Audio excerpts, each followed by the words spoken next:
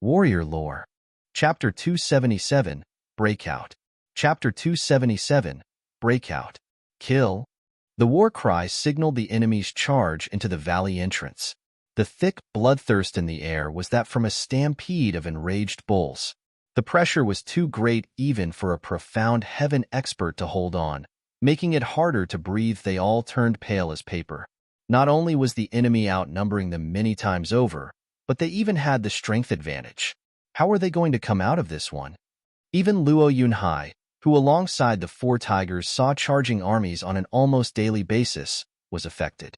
Their side was at a gross disadvantage, be it in terrain or numbers. None of it worked in their favor. In war tactics, this situation could only be overcome by forcing one's way through if one wanted to get out alive. His jaw set. Luo Yunhai turned to his side, teetering on the verge of collapse, and shouted, "Everyone, don't all of you have someone here you wish to protect?" That caught their attention. Luo Yunhai's eyes flashed. "They may outnumber us, but they are rabble. I can help you get your loved ones out safely. They will be in the center while we form a circle around them as we break out of the enemy attack. We will likely lose our lives, but our loved ones will have the highest chance at survival."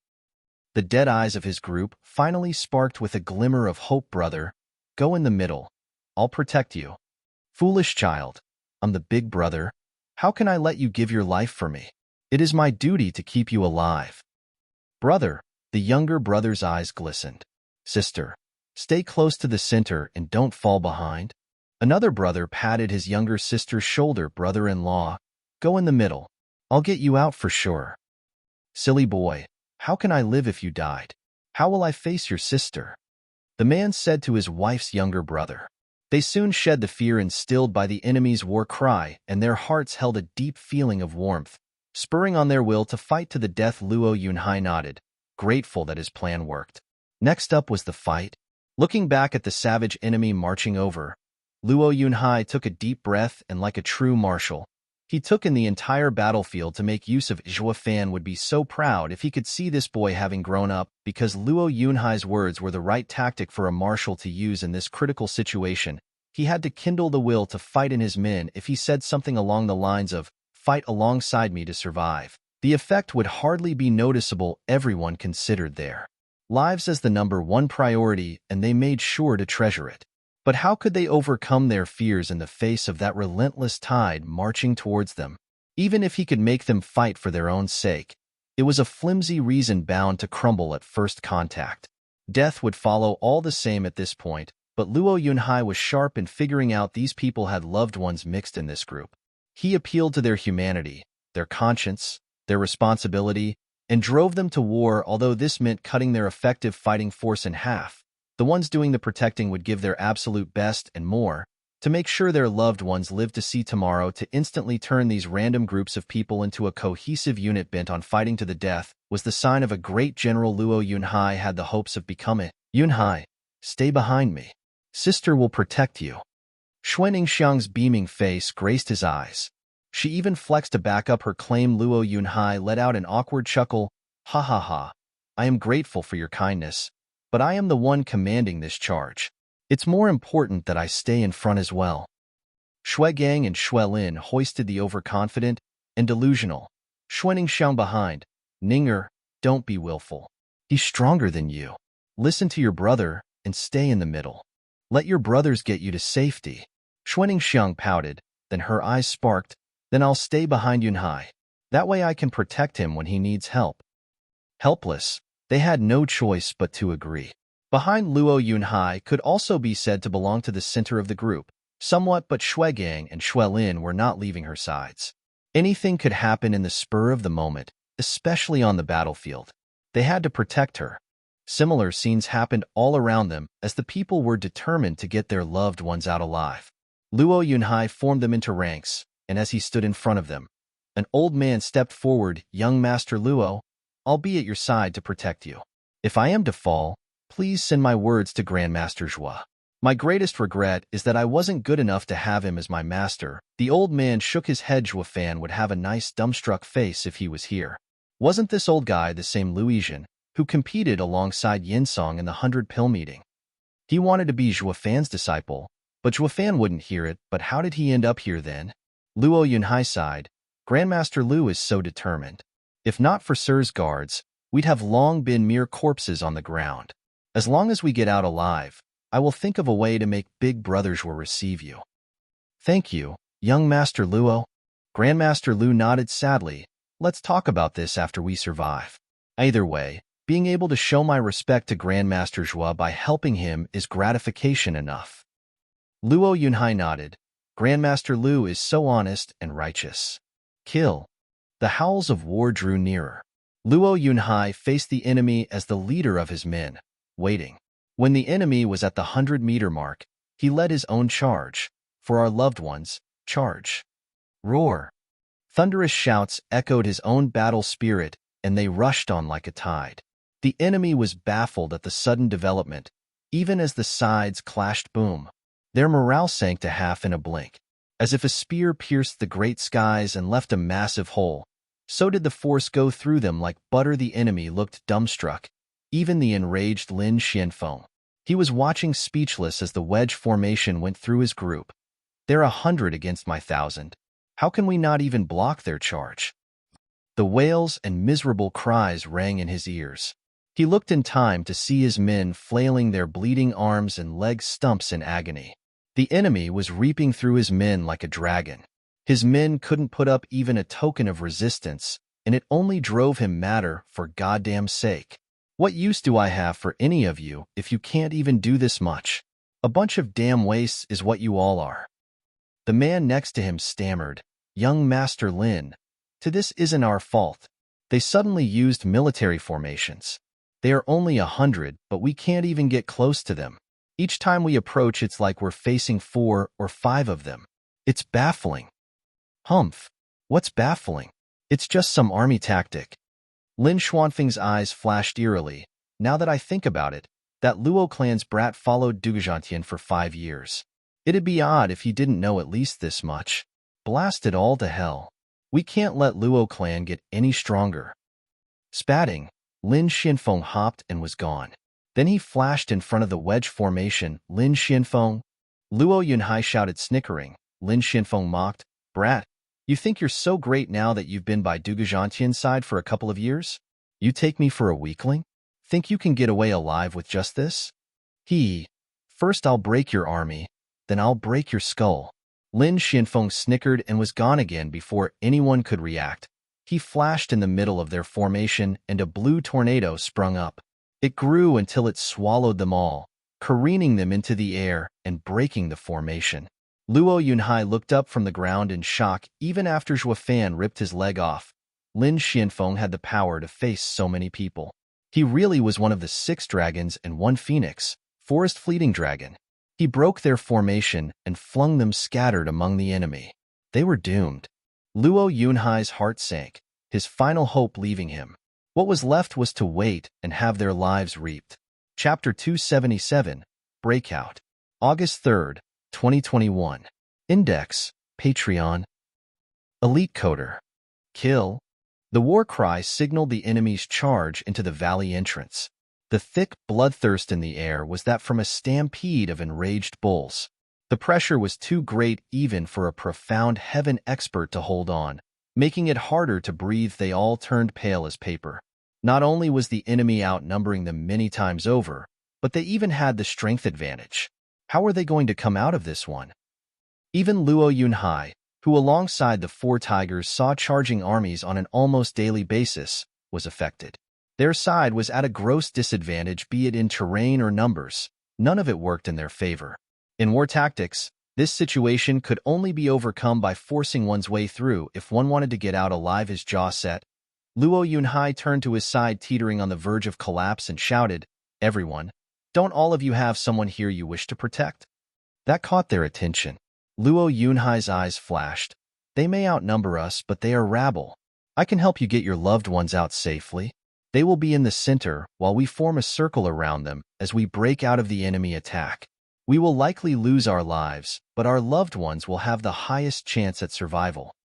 The dead eyes of his group finally sparked with a glimmer of hope. Brother, go in the middle. I'll protect you. Foolish child, I'm the big brother. How can I let you give your life for me? It is my duty to keep you alive. Brother, the younger brother's eyes glistened. Sister, stay close to the center and don't fall behind. Another brother patted his younger sister's shoulder. Brother-in-law, go in the middle. I'll get you out for sure. Silly boy, how can I live if you died? How will I face your sister? The man said to his wife's younger brother. They soon shed the fear instilled by the enemy's war cry, and their hearts held a deep feeling of warmth, spurring on their will to fight to the death. Luo Yunhai nodded, grateful that his plan worked. Next up was the fight. Looking back at the savage enemy marching over, Luo Yunhai took a deep breath and, like a true marshal, he took in the entire battlefield to make use of. Zhua Fan would be so proud if he could see this boy having grown up, because Luo Yunhai's words were the right tactic for a marshal to use in this critical situation. He had to kindle the will to fight in his men. If he said something along the lines of, "Fight alongside me to survive," the effect would hardly be noticeable. Everyone considered their lives as the #1 priority, and they made sure to treasure it. But how could they overcome their fears in the face of that relentless tide marching towards them? Even if he could make them fight for their own sake, it was a flimsy reason bound to crumble at first contact. Death would follow all the same at this point, but Luo Yunhai was sharp in figuring out these people had loved ones mixed in this group.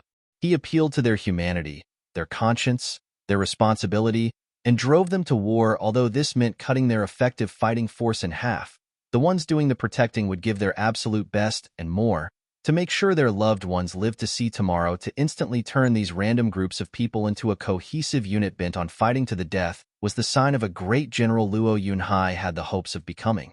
Yunhai, stay behind me. Sister will protect you. Xuan Xiang's beaming face graced his eyes. She even flexed to back up her claim. Luo Yunhai let out an awkward chuckle. Ha ha ha. I am grateful for your kindness, but I am the one commanding this charge.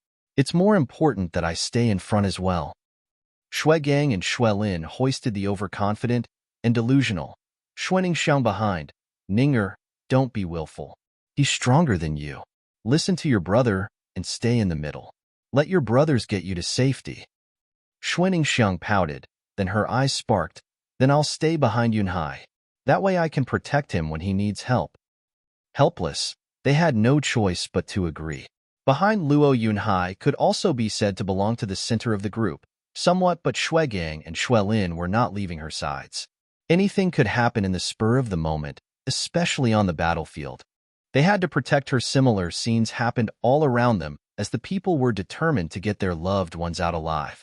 Luo Yunhai formed them into ranks, and as he stood in front of them, an old man stepped forward. Young Master Luo, I'll be at your side to protect you.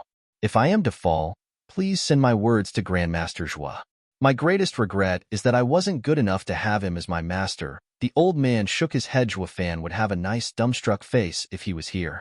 Wasn't this old guy the same Luisian who competed alongside Yinsong in the 100-pill meeting? He wanted to be Zhua Fan's disciple, but Zhua Fan wouldn't hear it. But how did he end up here then? Luo Yunhai sighed. Grandmaster Lu is so determined. If not for Sir's guards, we'd have long been mere corpses on the ground. As long as we get out alive, I will think of a way to make Big Brother Zhua receive you. Thank you, young Master Luo. Grandmaster Lu nodded sadly. Let's talk about this after we survive.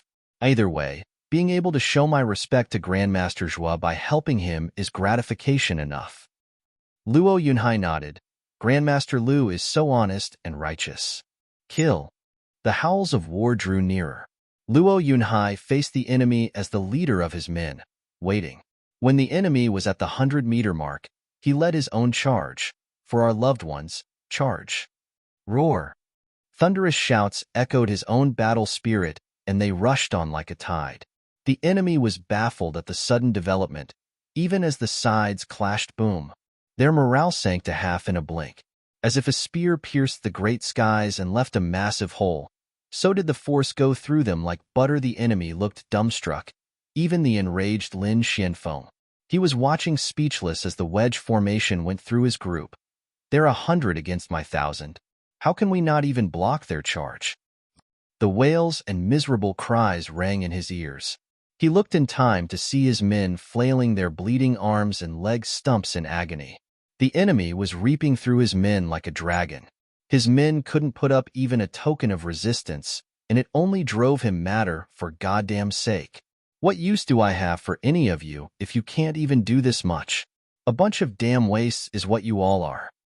The man next to him stammered, "Young Master Lin, this isn't our fault.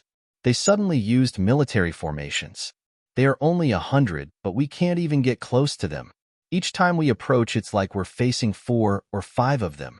It's baffling." "Humph. What's baffling? It's just some army tactic." Lin Xuanfeng's eyes flashed eerily. "Now that I think about it, that Luo clan's brat followed Dugajantien for 5 years. It'd be odd if he didn't know at least this much. Blast it all to hell. We can't let Luo clan get any stronger." Spatting, Lin Xianfeng hopped and was gone. Then he flashed in front of the wedge formation. "Lin Xianfeng!" Luo Yunhai shouted, snickering. Lin Xianfeng mocked, "Brat, you think you're so great now that you've been by Dugajantien side for a couple of years? You take me for a weakling? Think you can get away alive with just this? First I'll break your army, then I'll break your skull."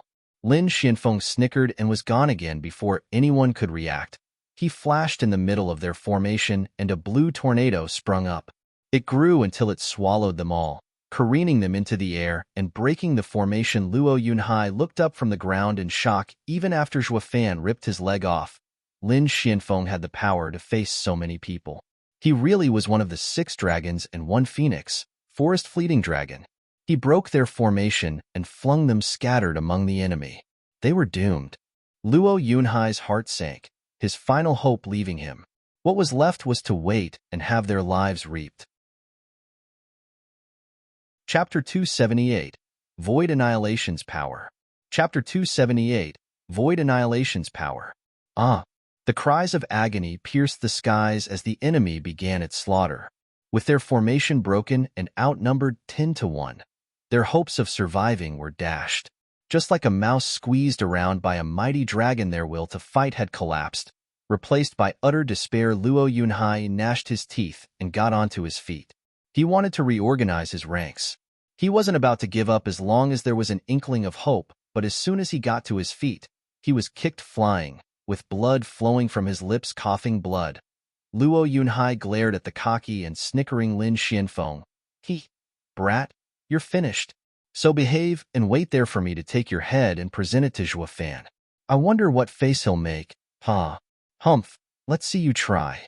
You think the next time he'll stop at 1 leg?"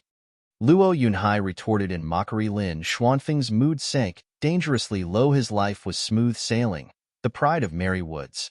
No one ever showed any disrespect to someone of his talent. Then he met Zhuo Fan, and everything spiraled out of control. Him becoming a laughing stock, his leg was ripped off, and hence he suffered endless ridicule that had affected his state of mind to such a degree that it had cast a shadow over him. Not even he wanted to admit such a disgrace happened to him, and yet Luo Yunhai went on poking his sore spot, earning his wrath. "Damn punk. You think we can't deal with that, Zhuo Fan? Humph, let me tell you, we've long been ready to end him. He's living on borrowed time. You're the first to go, and the bastard will soon follow you to your grave." Lin Xianfeng lifted his yuan qi-soaked palm, winding up for the finale. Luo Yunhai was worried. His fists clenched, but not over his safety. It was for Zhuo Fan's. He sensed from Lin Xuanfeng's tone that those words weren't empty threats. They may very well have grasped Zhuo Fan's weakness. He had to warn Zhuo Fan before it was too late. How was he going to do that, though, when he was too powerless to even protect himself? Luo Yunhai's inner conflict left him in a mess. Lin Xianfeng took it as fear. Ha. Here I thought you'd be a man of courage, having followed Dugajantien for years, but deep down, you're just a spineless coward. Don't worry, I'll leave your corpse intact, out of respect for Dugajantien. Lin Xianfeng launched his palm attack like a fierce storm. "Stop.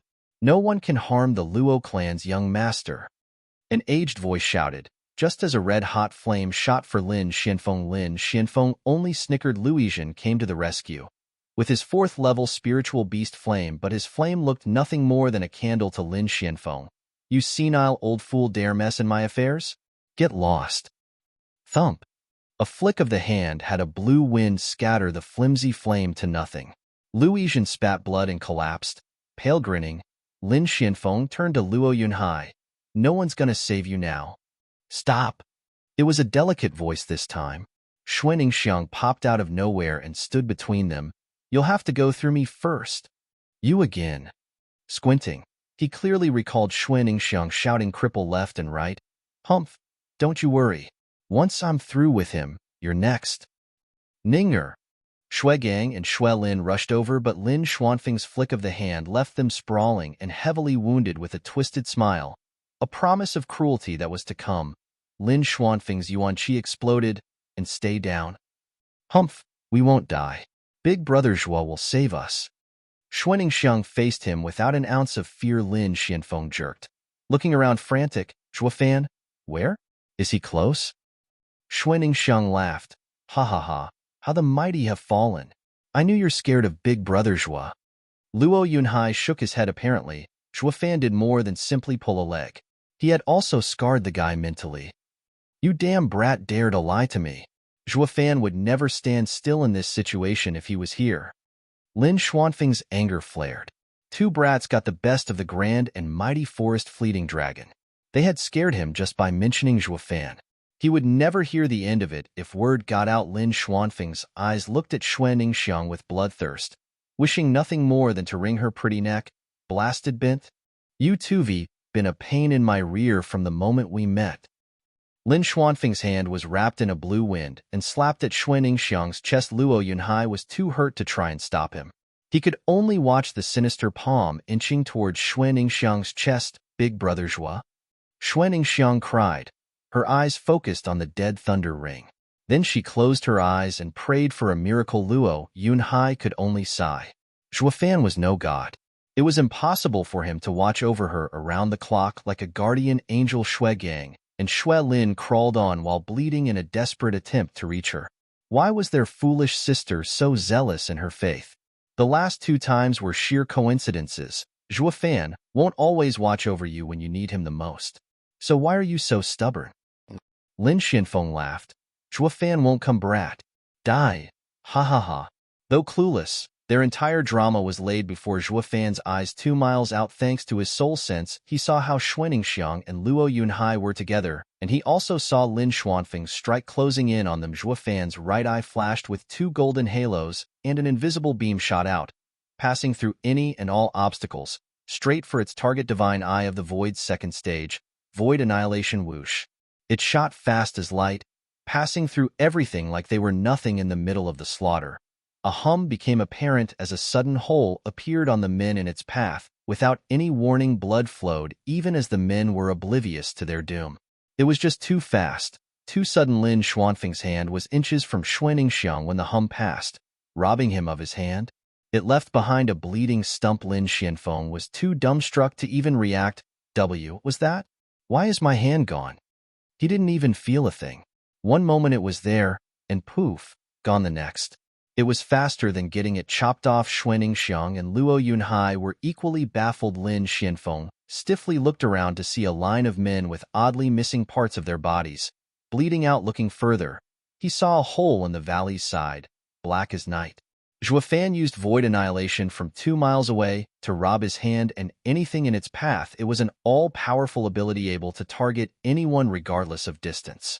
Zhuofan's enemies would never know rest if they knew he possessed such divine might. Or the moment they dropped their guard, their chest would sport a sudden extra-large hole. Not that Lin Xianfeng knew that. He only looked at the black hole in dread. This is too freaky. What the hell was that? Who could possibly kill so many men in a blink? It even exceeded Forest Fleeting Dragon's reaction and robbed him off his hand. What kind of godly skill was that? In the middle of their shock and despair, Zhuofan used his yuanqi to shout, "God damn it, Lin Xianfeng! You dare touch my people, you bastard! Don't move a muscle. I'll be right there to rip your head off myself." His yell passed through the black hole and into the valley, so loud it even quaked mountains. It was as if the 2 mountains spoke. Such awe-inspiring power scared everyone present into freezing and paling. Are the mountains threatening us? Balls. Did our battle wake up a local god? Only Lin Xianfeng recognized the voice. He shook like a leaf. He would never forget the owner of that voice in his life, the same soaring demonic dragon who ripped off his leg. Chapter 279, Godlike. Chapter 279, Godlike. Elite Coder. The silence was deafening. The unanimous reaction to this ludicrous situation was one of utter shock and amazement. Then they all started shivering. Lin Xianfeng included. Their eyes turned to the shaking mountains. Words stuck in their throat. Only Luo Yunhai and Xuaningxiang were happy. Ever since the shout came, they knew with utmost certainty that Zhuo Fan had come through for them. Young Master Lin. The man next to Lin Xianfeng began speaking, wanting to ask for suggestion as to their next course of action, only to notice that the dude had bolted. Rotten, useless Lin Xianfeng. Who was it that shouted the loudest while charging? Who was it that cursed us as good for nothing? And yet, when it came to running, no one was faster. I spit on you. How can such a yellow-bellied, lily-livered rat be in the 6 dragons and 1 phoenix? The man looked around to find everyone losing their will to fight. It was only natural when one stopped and thought about the monster coming to Luo clan's rescue, the same freak who scared Lin Xianfeng away. So why should we stay here, to die? Without further ado, he shouted, "Retreat." Roused up, the men followed behind Lin Xianfeng without any complaint. The winning side from a moment ago was now running away miserably. They even forewent their wounded, selfishly holding their lives as the #1 priority. Luo Yunhai side. Big Brother Zhuo is amazing to the extreme. One shout is enough to scare them away. It's even more effective than our wedge formation. Xuaningxiang nodded cutely, her eyes blazing. She hadn't even seen his figure, yet Zhuo Fan's valor and might thoroughly turned her into his #1 fan. Shuegang and Xue Lin shook their heads. Zhuo Fan's timely save was more than welcome, but that sister of theirs sank even deeper into her unhealthy obsession of him, no doubt about it. Xuaningxiang's belief that Zhuo Fan would be there to save her every single time was now firmly engraved into the very core of her being. This delusion was far from healthy. Her brothers shook their helpless heads. Ninger hadn't once listened to their advice so far, and the repeated near saves, courtesy of Zhuo Fan, only worked to make her go against them even more. The two sighed. Then they followed up with the usual glee of finding their lease on life extended and looked after the wounded.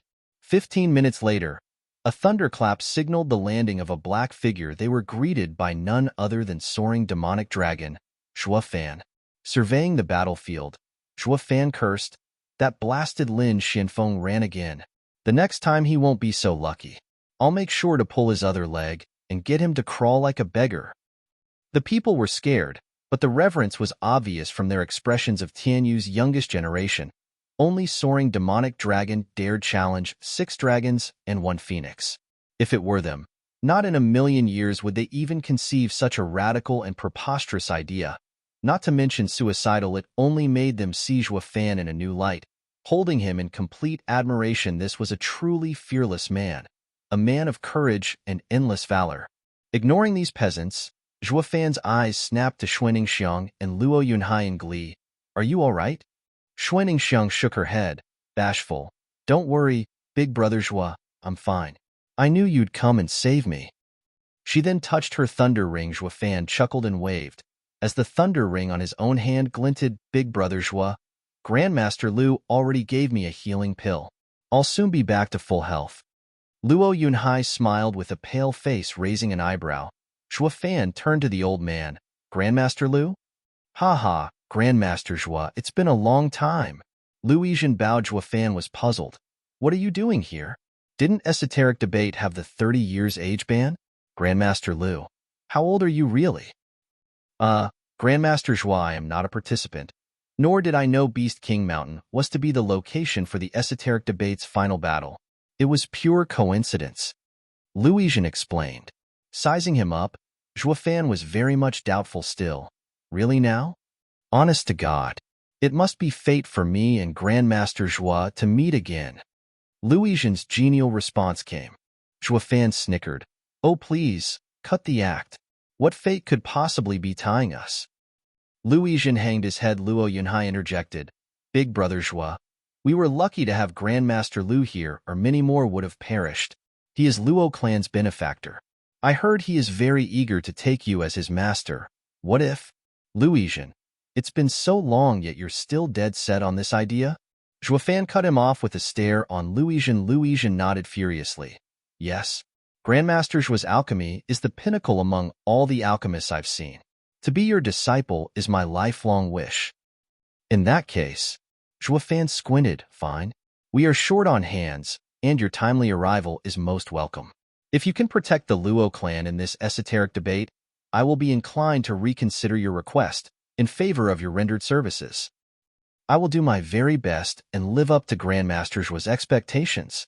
Luizhen bowed. Zhuofan nodded. Luo Yunhai was thrilled and cupped his hand to Luizhen, while also gleeful that he managed to sway Zhuofan. Luizhen replied in kind, grateful to him for making the cold Zhuofan as 7 years ago give him some attention in this manner. Luizhen joined the Luo clan, looking after the wounded. Since Zhuofan had nothing to do, he stood guard at the valley entrance. It was because of this man that the men could heal in peace. Soaring demonic dragon was on par with the 6 dragons and 1 phoenix. There was no one out there who could make them feel safer. Zhuofan stood guard for 10 days, waiting for the others to heal. But while the battle on this side ended, another was on the brink of erupting in a lush part of the forest. A towering jade reaching the height of 2 people was standing next to a large tree. Upon a closer look, it bore a striking resemblance to those national elemental stones. It was precisely the wood-type array to send them back. On either side of it were 2 armed forces. On one hand was Drifting Flowers Edifices Chu Qingqing, Sword Marquis Abode, Xie Tianshang, and Veiled Dragon Pavilions Long Xingyun with their people. The other side was led by Regent Estates Huangpu Qingtian, Hell Valley's Yu Yushan, and Pill King Hall's Yin Bongyi. All they needed was a spark to throw this place into the chaos of war. Their standoff was clearly visible beyond the wood exit array. As Dragon Cloud City's every major clan and house watched in trepidation, Huangpu Tianyuan snickered, speaking high and mighty yet casually at the same time. The brimming sacred pill will be ours. No surprise there. Huh. Yu Wanshan and Yin Bagong nodded in pride. It feels so good, so overbearing, to stand by Regent Estate. Drifting Flowers Edifices, Veiled Dragon Pavilion, and Sword Marquis Abode's house leader looked like they were on pensive. They had no choice but to admit the battle was going to be completely one-sided. Huangpu Qingtian's presence alone turned the tide of this battle out of their favor. The brimming sacred pill was before the wood exit, and it was Chu Qingqing's group who found it first. Yet none realized Huangpu Qingtian's faction tailing them. The fight over the brimming sacred pill was on the brink of igniting, but their faction had no hope of overcoming the other, not with heaven-shaking Dragon Lord in the mix. Damn monster. Grandmother gnashed her teeth, while Huangpu Tianyuan laughed. Unrestrained Zhuge Changfeng was only twirling his mustache and thought, indeed. One side has a freak of nature, while the other side own monster has yet to come. Things don't bode well for them. Surrender is advised. That got a rise out of the crowd. Yeah, heaven-shaking Dragon Lord is there and Zhuofan is nowhere in sight. From what they heard of the 2 monsters' first contact, Zhuofan could hold his own against heaven-shaking Dragon Lord, but where was their most important piece at this crucial time? The people started to regret. What ally is he if he doesn't show up when needed? Achoo. Facing the morning sun, Zhuofan was struck by an incomprehensible bout of sneezing that sent his whole body shivering. What the hell? Who's the bastard talking behind my back? Zhuofan rubbed his nose in anger. Chapter 280, The Power of One. Chapter 280, The Power of One. Tap. Huangpu Qingtian's every step instilled dignity and nobility, neither forced nor rushed. Chu Qingqing's group was unnerved, taking steps back. In contrast, the pressure was so big. Each of his step made them back away faster. Drifting Flowers Edifices, Veiled Dragon Pavilion, and Sword Marquis Abode had thousands of people behind them, yet faced with but a single man, they all shirked further back.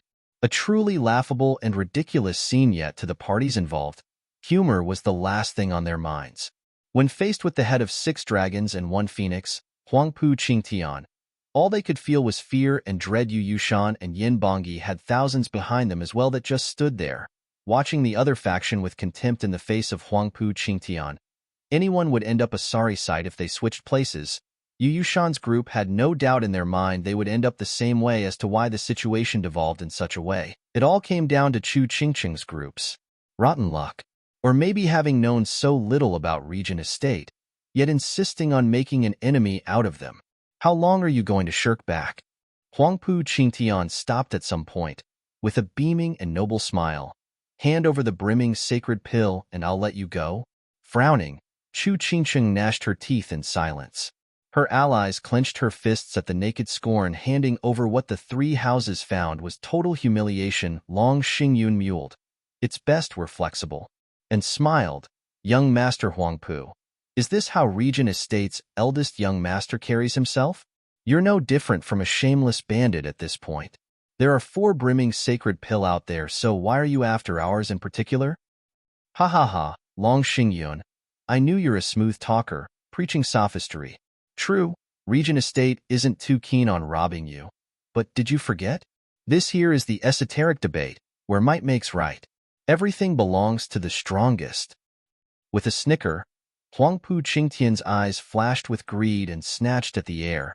That is why all of them will be mine. You better hand it over now, or what fight? Xie Tianshang snapped as he shot in the air, drawing his sword and releasing such shocking energy it reached the skies. The sword energy shuddered all who looked at it, feeling as if 10,000 swords were about to pierce them. Even Yin Bangyi and Yu Yushan turned serious, eyeing him with a sigh. Xie Tianshang is a true sword talent. It was their first time seeing sword energy reaching such a level. Thinking about it, they were no match for him in a straight-out fight. Long Xingyun looked at the hovering figure stunned. It had been what, a few days? How did he get so strong? And yet, Huangpu Qingtian's calm demeanor left Long Xingyun sighing. Compared to this monster, Xie Tianshang had a long way to go. But even so, they had to fight regardless. Long Xingyun shot his hands forward. Energy hummed off his hands and released a powerful attack. There was a dragon roar echo, and when the energy was upon Huangpu Qingtian, it shot for the ground. The earth beneath Huangpu Qingtian exploded as a dragon opened its maw to swallow him. Profound ranked martial art. See upturning dragon palm. Long Xingyun roared. He didn't finish as a loud boom splintered the huge dragon into nothingness. Huangpu Qingtian shined golden as he walked out of the attack, looking down on all creation. Long Xingyun coughed blood. Having just been injured internally, Xie Tianshang clutched his sword and shot for Huangpu Qingtian. The piercing light of his sword tip was as dazzling as the night's stars. It pulverized anything it touched and left only this outstanding light. This was Sword Marquis Abode's profound ranked martial art. Flowing spaces 9 forms strongest attack, extinction. When this sword flew, everything was erased.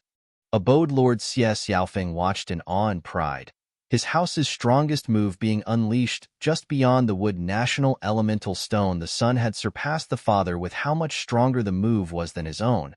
He was certain his son would become an even more remarkable Abode Lord than himself. Huangpu Tianyuan mocked, Abode Lord Xie, to be so prideful of your son's meager achievements, aren't you perhaps thinking so little of him? Xie Xiaofeng snorted. I know of Regent Estate's eldest young master's godlike talent, but I'll have to say that not even he can take this attack without consequence. Oh, we shall see. Grinned Huangpu Tianyuan, and his elders joined him in mocking the man. Xie Xiaofeng's heart seized in fright, turning to see the shocking scene beyond the wood stone as the glaring sword attack came closer. Huangpu Qingtian merely pointed at the dazzling of light boom. The space cracked and seemed to have been torn open. A bright golden light met with the sword attack, swallowing it whole. The almighty sword attack crumbled under the finger's power and forced Xie Tianshang into a bout of spitting blood. He was on his knees, even if having received but a light wound. How? Xie Xiaofeng cried. Huangpu Tianyuan laughed. Abode Lord Xie, I told you, my son's talent is in a league of its own. Speaking of power, he has surpassed his father since 5 years ago. Say what? They were still trying to process this development, yet now they found Huangpu Qingtian had long since surpassed the current estate lord. It was a known fact that Regent Estate had the best talents in Tianyu, capable of holding their own if it ever came to face the other 6 houses.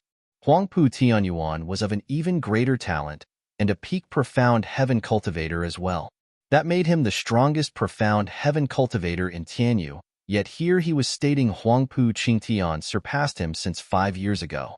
Even more so when that Huangpu Qingtian wasn't even at peak profound heaven stage. Now that he was at peak profound heaven stage and mastered killing with intent, did that mean he could face a radiant stage expert?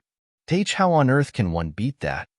The faces of others sank as they cursed this rotten monster. Huangpu. Team Yuan looked awfully proud standing there, but his heart was bleeding, cursing his monster of a son as well. It was this monstrous talent that threatened his estate lord position. It may very well come to be that once the esoteric debate was over, his son would be entitled in his demand for him to hand over his throne.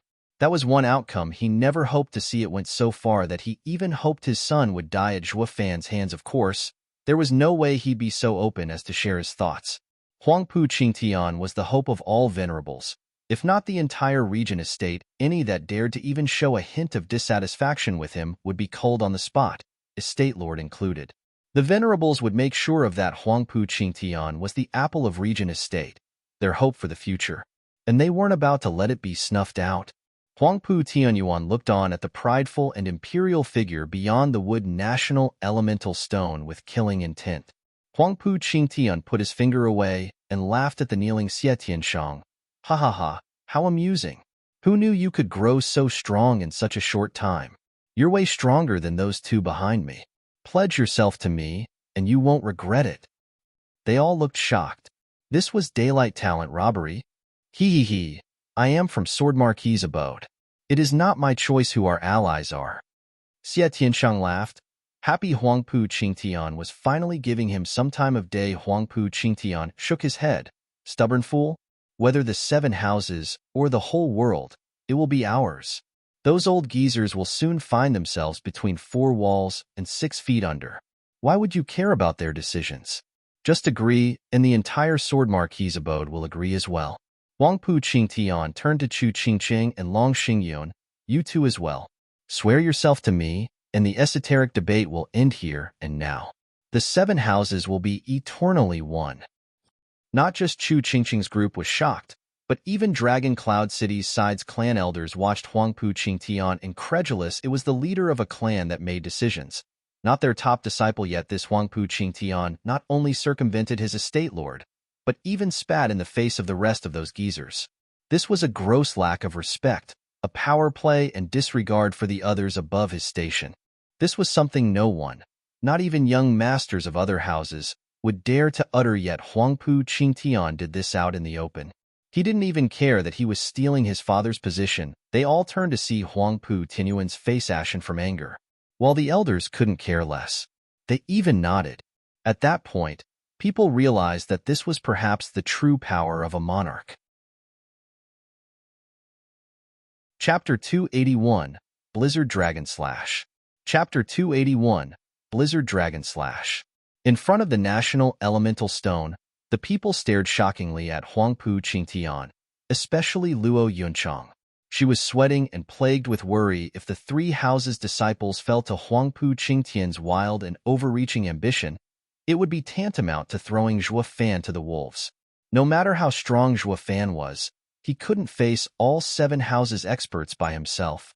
It didn't take long for Chu Qingqing, Xie Tianshang, and Long Xingyun to reach a conclusion. They unanimously shook their heads, their minds made raising an eyebrow. Huangpu Qingtian had seen it coming, but was still somewhat in disbelief. Why make such an unwise and detrimental decision? Humph, if you can scare me with some pretty words, I will never be able to hold my head up high. I will be blaming myself more than anyone else would. That is one future I don't want to see. Long Xingyun snickered. Speaking from the bottom of his heart, Huangpu Qingtian shook his head in contempt.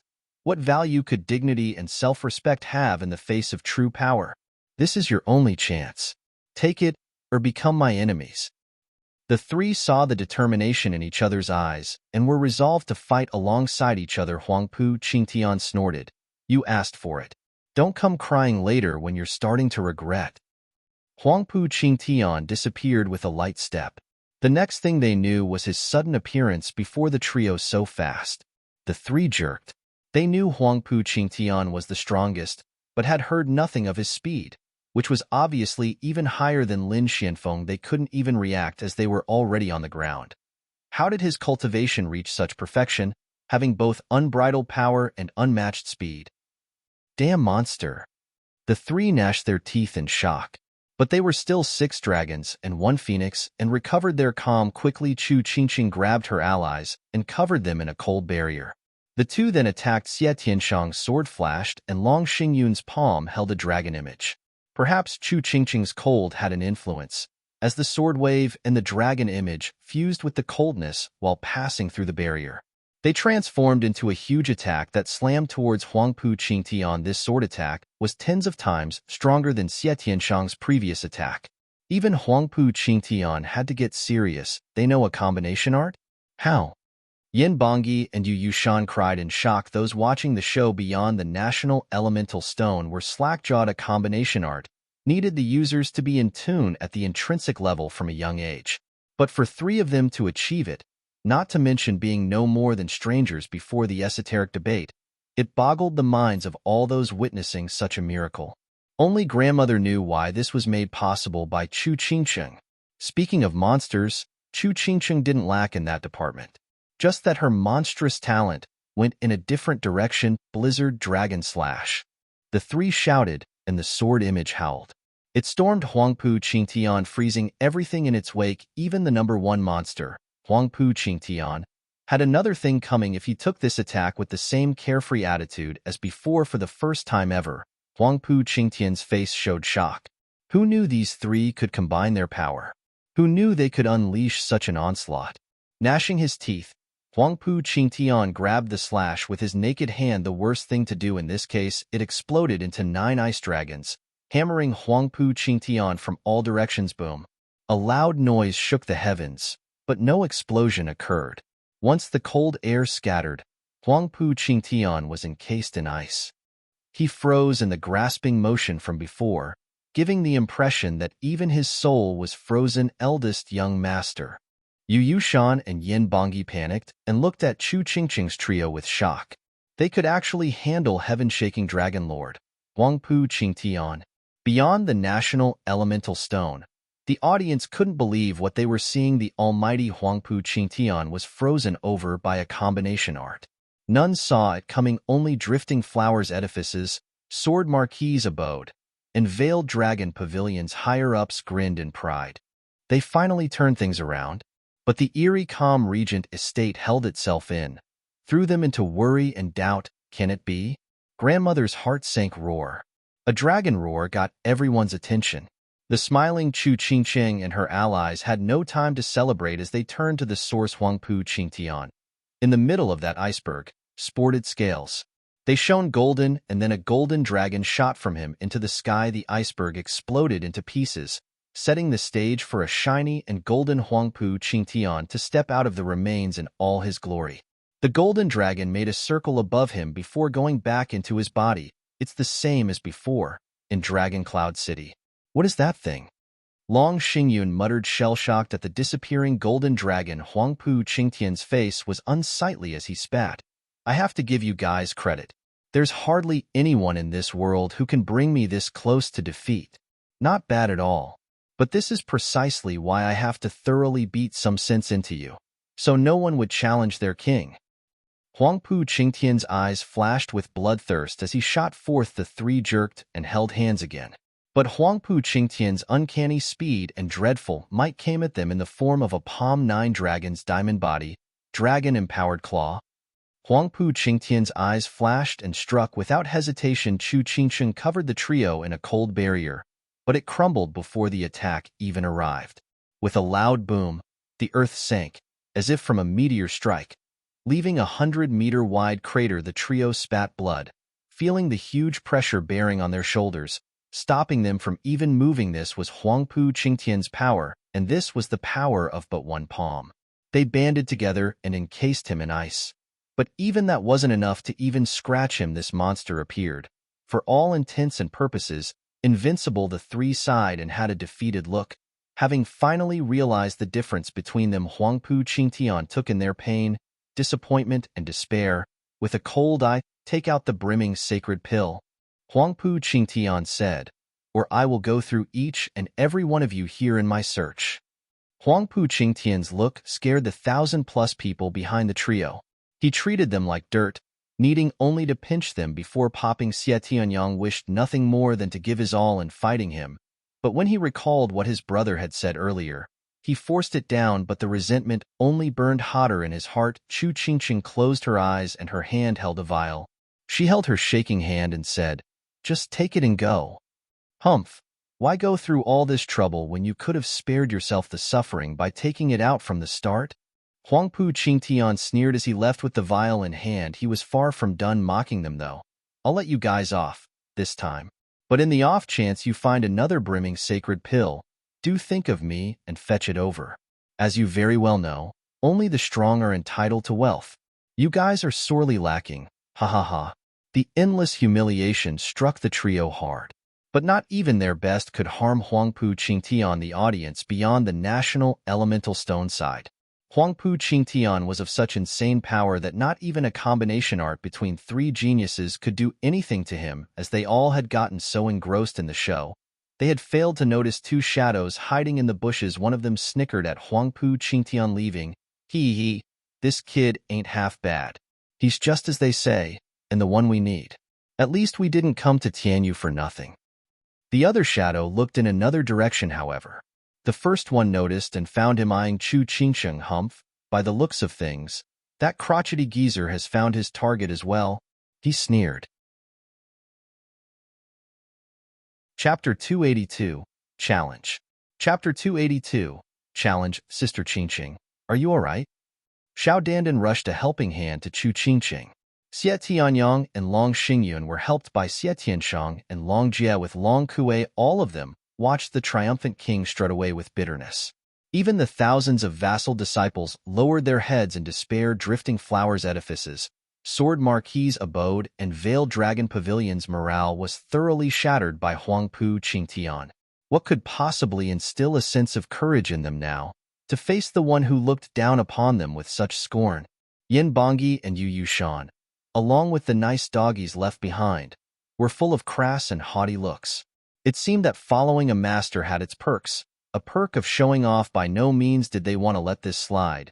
But what could they do besides take the humiliation with lowered heads, trying to at least avoid the cocky faces of their oppressors? Chu Qingqing bit her lip until she drew blood. The sigh she gave felt like it sapped all her strength. "We need to find the key to the array now. Let's go." The others turned to her with a sigh and a shake of their heads. What was originally a search for the array key, to become first and crown champion in Dragon Cloud City, had now become an excuse for running away. The winner wasn't the first to return, but the one who snatched all brimming sacred pills. Like Huangpu Qingtian said, only the strong could hold on to all of the riches, and they didn't fit the bill. At her words, Huangpu Qingtian's step faltered for a second, but now he sported an even wider smirk of disdain. His lackeys were even more obvious in their mockery, laughing it up. Beyond the national elemental stone, Regent Estate's top figures were sporting the same disdain.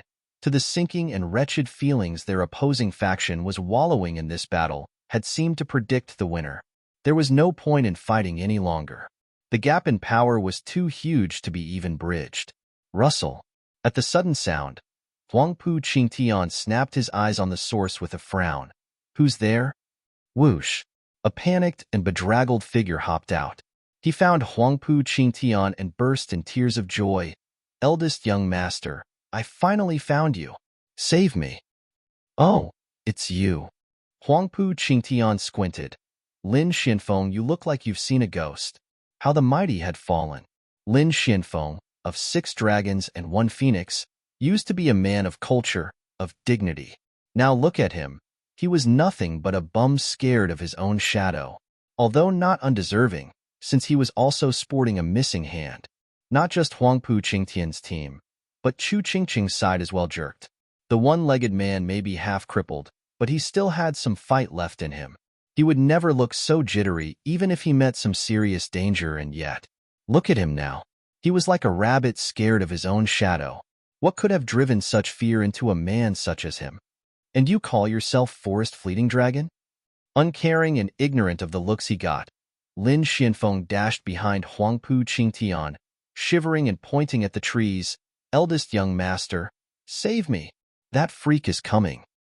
"Who's coming?" You mean, then it hit Huangpu Qingtian and his mood turned heavy. Yet all he could sense were some spiritual beast's paw, backslapping him into the air. Huangpu Qingtian cursed. What are you raving about? He's not coming. He isn't? But I clearly heard him 10 days ago how he wants to wring my neck. Lin Xianfeng didn't even register his red cheek, looking back from where he came with a bemused look and breathed easily the gratified look, the sheer joy he was expressing of having faced death and escaped, only earned him looks of pity. Just how terrified he must have been to show such an expression of joy.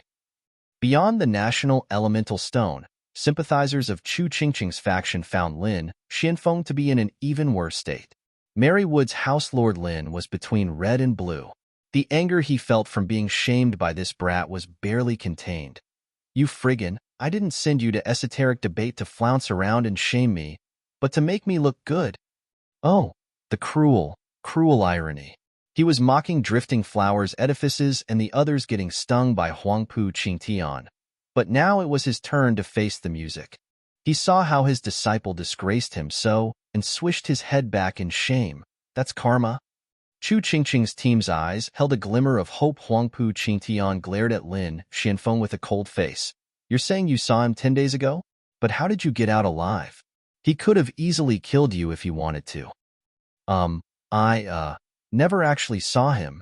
Lin Xianfeng jumped in fright, then lowered his head, confused. But I clearly heard him wanting to wring my neck. What? You're telling me his voice alone scared you into running around for 10 days? Useless. Even hearing it himself got Huangpu Qingtian to blow his top, itching to cuff the man again. Lin Ruffeng gnashed his teeth. God, how mortifying. You're a damn dragon for God's sake. How in the hell did you get so scared into running for so long? And you didn't even see his shadow. The rest mocked him on the inside and showed their disdain, even the audience beyond the national elemental stone. Some of the jokes were targeted at Lin Ruffeng, who wanted nothing more than to bury his head from shame.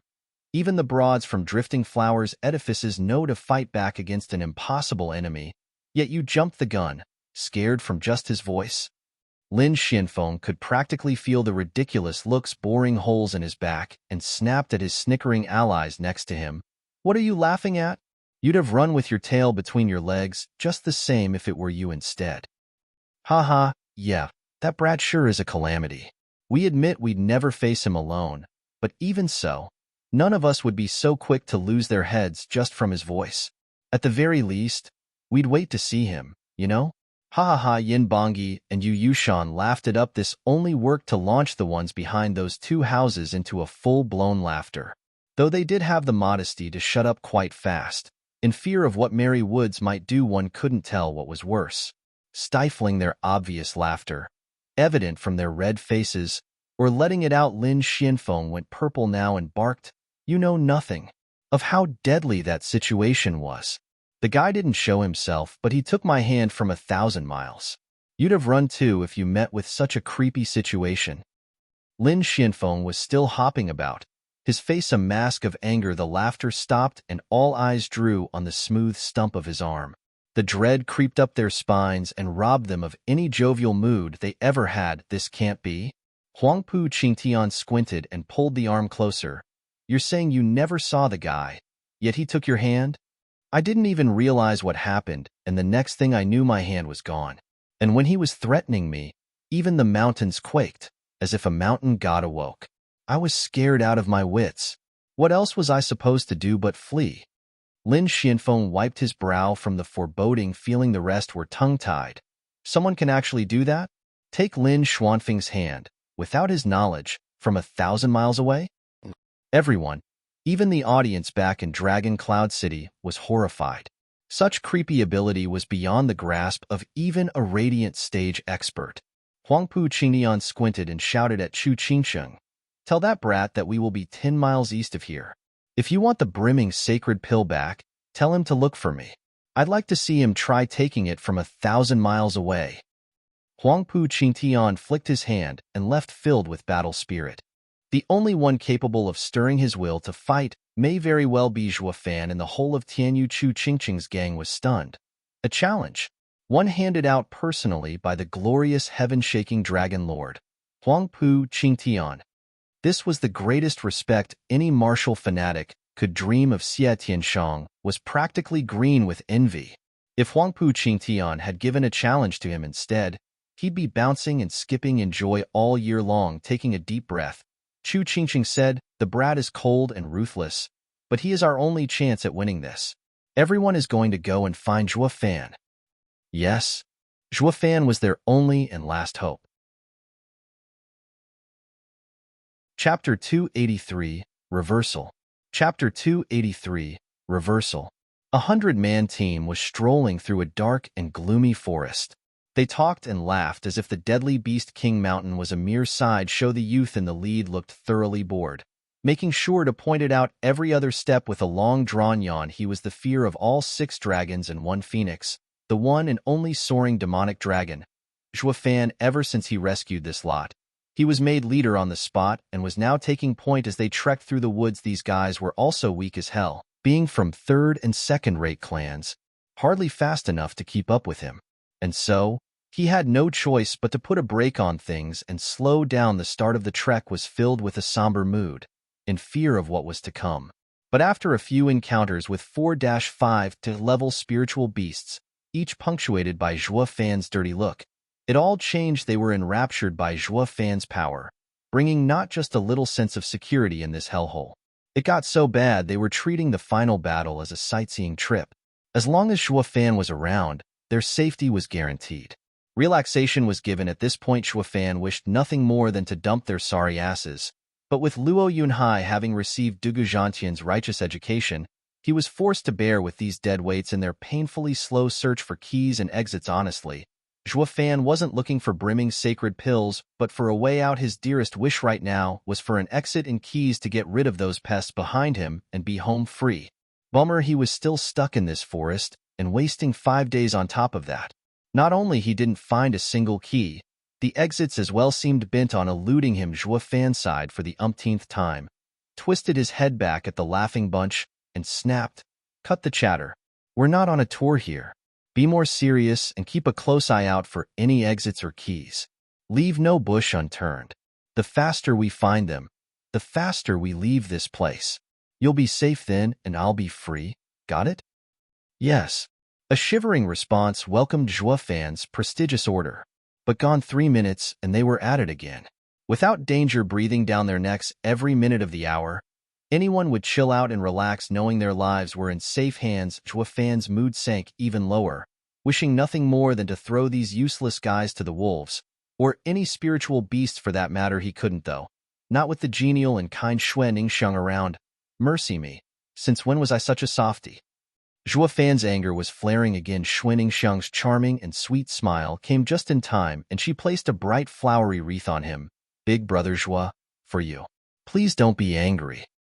"How could I possibly be angry?" Forcing a smile, Zhuo Fan felt like crying. Luo Yunhai almost laughed. He was glad Ninger was here to curb Big Brother Zhuo's mean streak, or the man be sorting this chilled and disorganized rabble into shape by now. And if one took his cruel methods into account, any shape these guys got into, well, that would have been closer to hell than anything. But the real question was, how many would have gotten out with their lives? Luo Yunhai felt a shiver the moment he recalled the survival rate of Luo clan's guards' training regime. His 10 guards were nothing short of freaks, but they all escaped death by the skin of their teeth. At one point in Zhuo Fan's classic disappearing act, Captain Peng divulged the secret of this cruel and inhumane training. When 1 out of 100 elite youths to survive was a genuine cause for celebration, he was scared witless back then. They weren't shaping up guards, but killing machines at Luo clan's beck and call. He was in Dugu Zhantian's army for 3 years by then. Although these young guards had uncanny powers now, stauncher than even a general with decades of wars behind him, the cruelty of their training left him devastated. After careful deliberations with his sister, they put a stop to it.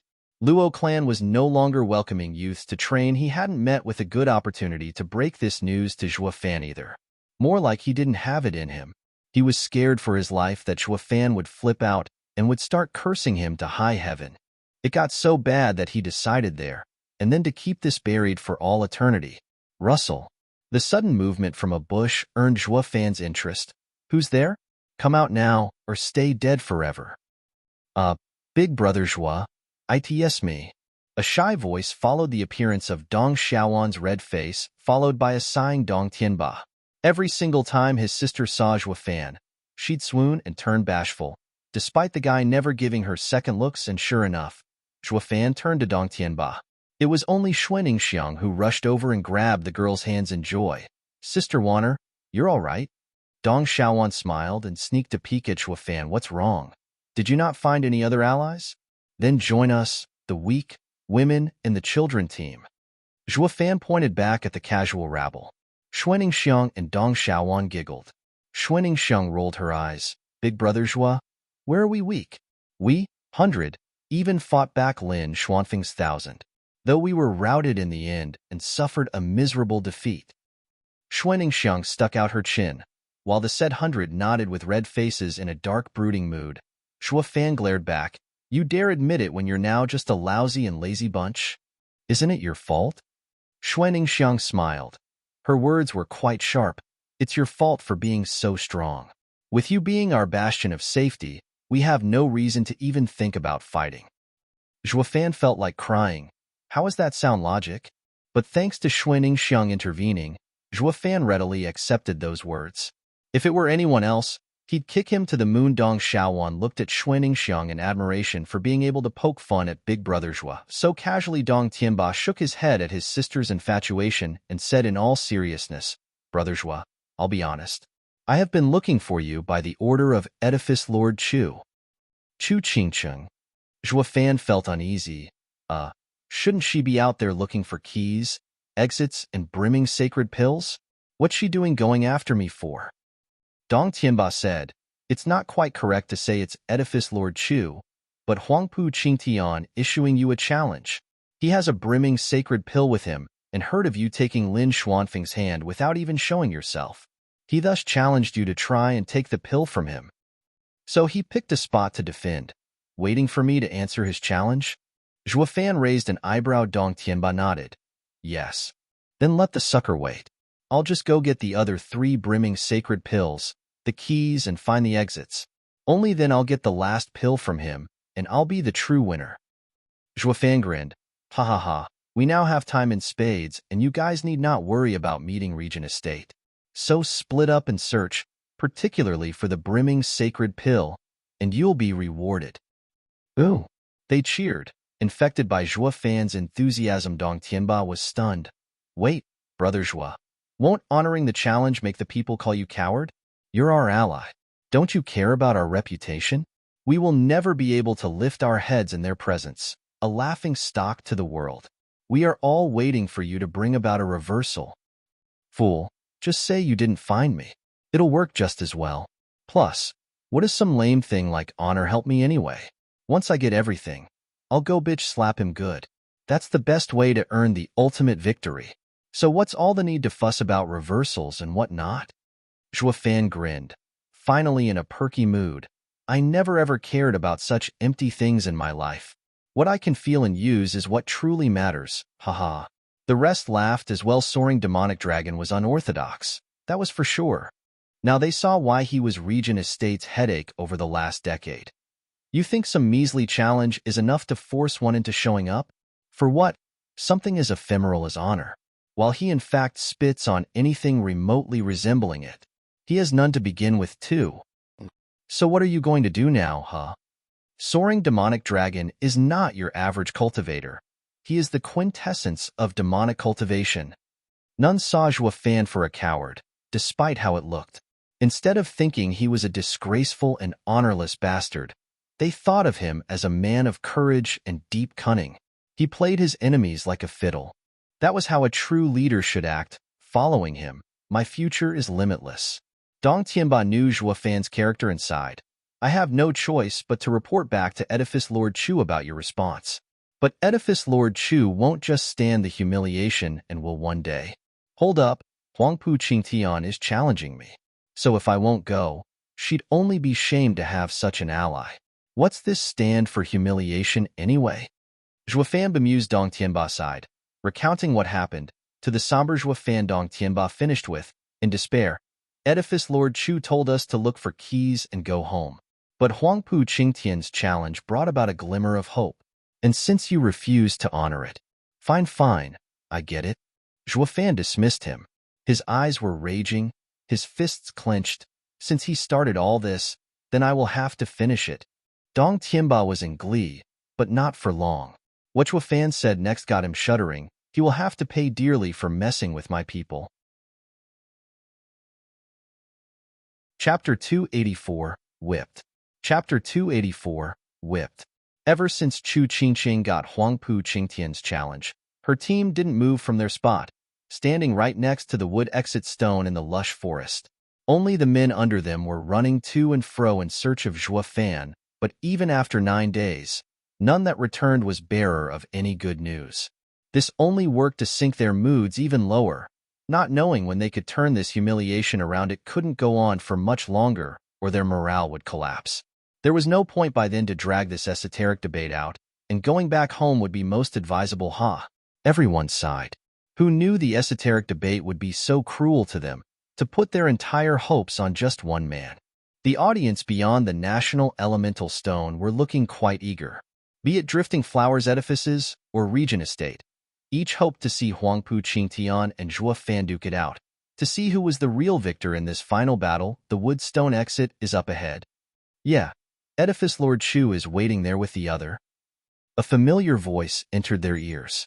Their eyes lit up and were thrilled to see the Dong siblings leading Zhua Fan over. Even Luo Yunhai, Xuanning Xiang, and many others were there as well. They were ecstatic as they surrounded them in an instant. Xie Tunyang was thrilled as well in his laughter. Ha, you're finally here. It's good that you are all right. Ha, that's how brothers that went through hell acts, happy to see each other. I am so happy I didn't cross thousands of miles in vain. Have no fear. Now that I'm here, I'll make it all better. See how your brother will show you his power and swag. Zhua Fan smiled and opened his arms as he walked to Xie Tianyang, only to have his hand flicked away as the guy made a beeline for Xuanning Xiang and her brothers. Ninger, ever since we separated from the teleportation, I searched heaven and earth to find you. I was worried sick. I'm so relieved you're okay. Xie Tianyang eased a breath that didn't know he was holding. Zhua Fan's face twitched and snapped his cold eyes on the guy. Xie Tianyang, you didn't even care what might have happened to your dear brother. You, a monster? I only care about myself, not you. Snorted Xie Tianyang. The others laughed at their antics. Zhua Fan was royally pissed though, wishing nothing more than to kick him where the sun didn't shine. The least you can do is fake it, prick. Is this how a brother acts nowadays? You damn bastard clearly don't know the meaning of brothers before women. Dong Tianba saw Zhua Fan sulking and was reminded of Songyu. Ha, brother Zhua. Do you remember our chat in Drifting Flower City? This is the kind of animal a man is. You're just the same, so try to understand. Glaring at him, Zhua Fan didn't speak his irritation. I'm not some pit pony like you guys. I'm not one to just throw my heart to any woman I see. Dong Tianba laughed, knowing exactly what he was thinking. Sometimes not even you know your true self. Dong Tianba turned to Chu Qingqing and bowed. Edifice Lord Chu, I have found Zhua Fan. Nodding, Chu Qingqing's eyes never left Zhua Fan. She walked over with a cold stare. Zhua Fan felt killing intent smacking into him and saw her approaching with an icy stare. Shivering for some odd reason, Zhua Fan even felt fear, but he kept his poker face up. Do you know why we looked for you? Chu Qingqing's tone was flat. Zhua Fan nodded stiffly. Yeah. Then what are you staring at? Go already. It's high time you did your part as an ally and get to work. Chu Qingqing's pitiless stare bore into him. It was so cold it chilled even him. Zhua Fan didn't reply, and simply took flight. He sighed inside. After what happened in Dragon Cloud City, Chu Qingqing must be hating my guts. It's better this way. We are only allies, nothing more. A demonic emperor like him was better off casting such burdens off his shoulders as soon as possible. Zhua Fan's eyes snapped into focus, vanishing from their sights as he increased his speed. Chu Qingqing watched him leave with clear anger on her face. He won't even greet me? Xiao Dandan skipped over and said shyly, Sister Qingqing, aren't you perhaps too hard on darling? What too hard? Nothing good comes out of working with a stone-cold man like him. And you? Stop calling him darling left and right. He doesn't deserve to be called that by any woman. Chu Qingcheng turned her rage on her and glared Xiao Dandan jerked in fright. It was the first time she saw the proud Chu Qingcheng flaring like that then. A chuckle came Ninger. You've been surrounded by an army of 1,000 people. Are you hurt anywhere? Xuaningxiang showed his worry after having heard what happened to her. Xuaningxiang brushed his worry off. I'm fine. Big Brother Zhua dropped by and saved us. He even ruined Lin Xuanfeng's hand. With Big Brother Zhua around, nothing can touch us. The rest of the newcomers nodded. They wouldn't soon forget how safe they were with Zhua Fan around. Xie Tianyang's mood soured. That prick is awesome and all, but rotten to the core. How can you stand it? Big Brother Zhua is the picture of modesty. Although there are those he has to give a tongue lashing to, but he gets over his anger quite fast. We've all been having a wonderful time around him so far. Xuaningxiang blinked her delusion-filled eyes. What was worse, the others nodded as well. They had been having such a nice stroll through Beast King Mountain over the days that even if they met a 6th-level spiritual beast, they'd even point it out to their sons to observe. They were so carefree they turned oblivious to the dangers. This would most likely be the only time they ever felt like this. Since the next time they'd come here and meet a spiritual beast, they'd end up as its dinner. To sum it up, it was all by Zhua Fan's grace that they were so carefree. Xie Tianyang saw the worship in their eyes, the glitter in Xuaningxiang's, and cursed inside. Isn't this all on you? With that punk's lousy temper, he'd never waste time with this bunch. Luo Yunhai smiled. Gratified Ninger was there with him. It only stoked Chu Qingcheng's range though. How can he smile to others, but be so damn cold to me? Dong Tianba noticed and laughed dryly. Edifice Lord Chu, I have something to say, but it may be inappropriate. Get on with it. Chu Qingcheng snapped. Dong Tianba said awkwardly, Edifice Lord Chu, you also know of my past dealings. Of wandering from flower to flower, leaving not even the leaves. He trailed off. Chu Qingcheng's glare scared him back on track as he explained, Edifice Lord Chu, don't misunderstand, that is all in the past. Now I turned a new leaf, becoming a bastion of nobility and dignity. Then why mention it? Chu Qingcheng's icy glare bore into Dong Tianba's confidence. Dong Tianba sweated in fear. Edifice Lord Chu, I just want to say that I may not have achievements and I'm still ignorant in many aspects, but when it comes to romance, I am unrivaled. The way I see it, Brother Zhua may be swarmed by lilies, yet only 3 ever caught his eye, and he isn't even aware of it. Oh. Chu Qingcheng perked an eyebrow. Go on. Wiping his brow, Dong Tianba said, with my uncanny eyes, I noticed them being Luo Yunchang, Xuaningxiang, and you, Edifice Lord Chu. Other women he never cared about, my sister, begrudgingly, included. Why am I the last? Chu Qingcheng's mood shifted on the spot, blaming him. Drifting flowers. Edifices sweated harder. Ah, hell has no fury as a woman scorned. A woman wasn't even amenable to take this list of names if she wasn't first.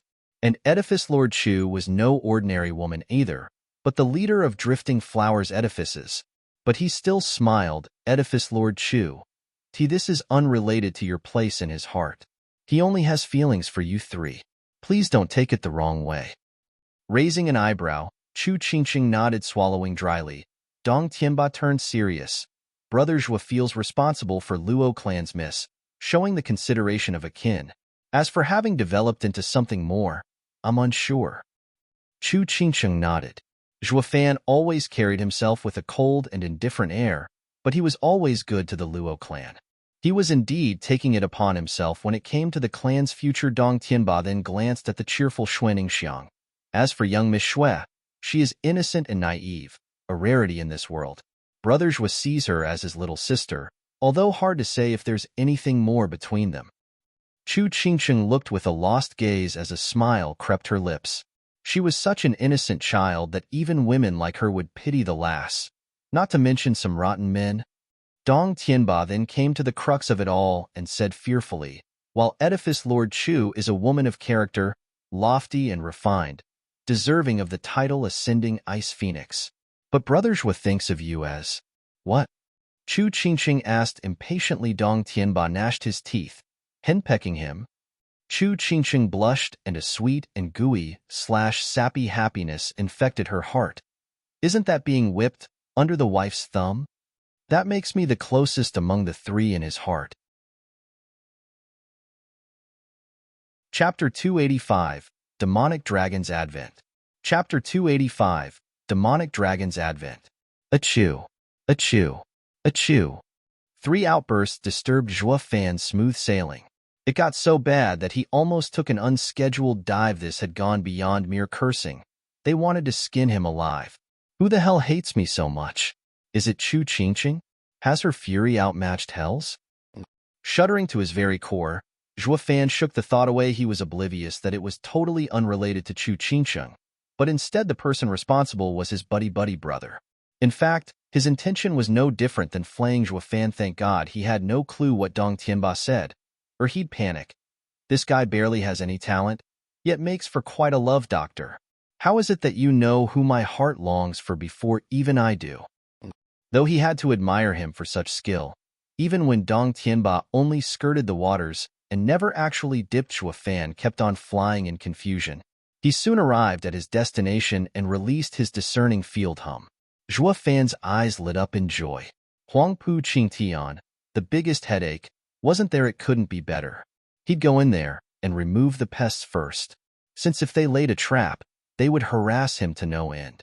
That wouldn't do at all. He now recalled Luo Yunhai's warning. Huangpu Qingtian and company had something special in mind just for him. Lin Xinfeng let it slip when he lost his cool, and Zhua Fan doubted he was so smart as to make it intentionally misleading. Zhua Fan took it to heart as well. He may have Divine Eye of the Void as his ace in getting out of almost any situation, but he wasn't about to take unnecessary risks. Triumphant pride precipitates a dizzying fall. Zhua Fan made sure to never make such an elementary mistake as letting power get to his head. Zhua Fan's figure flashed and thunder struck the earth the next second. Picking up dust, people turned to look in fright.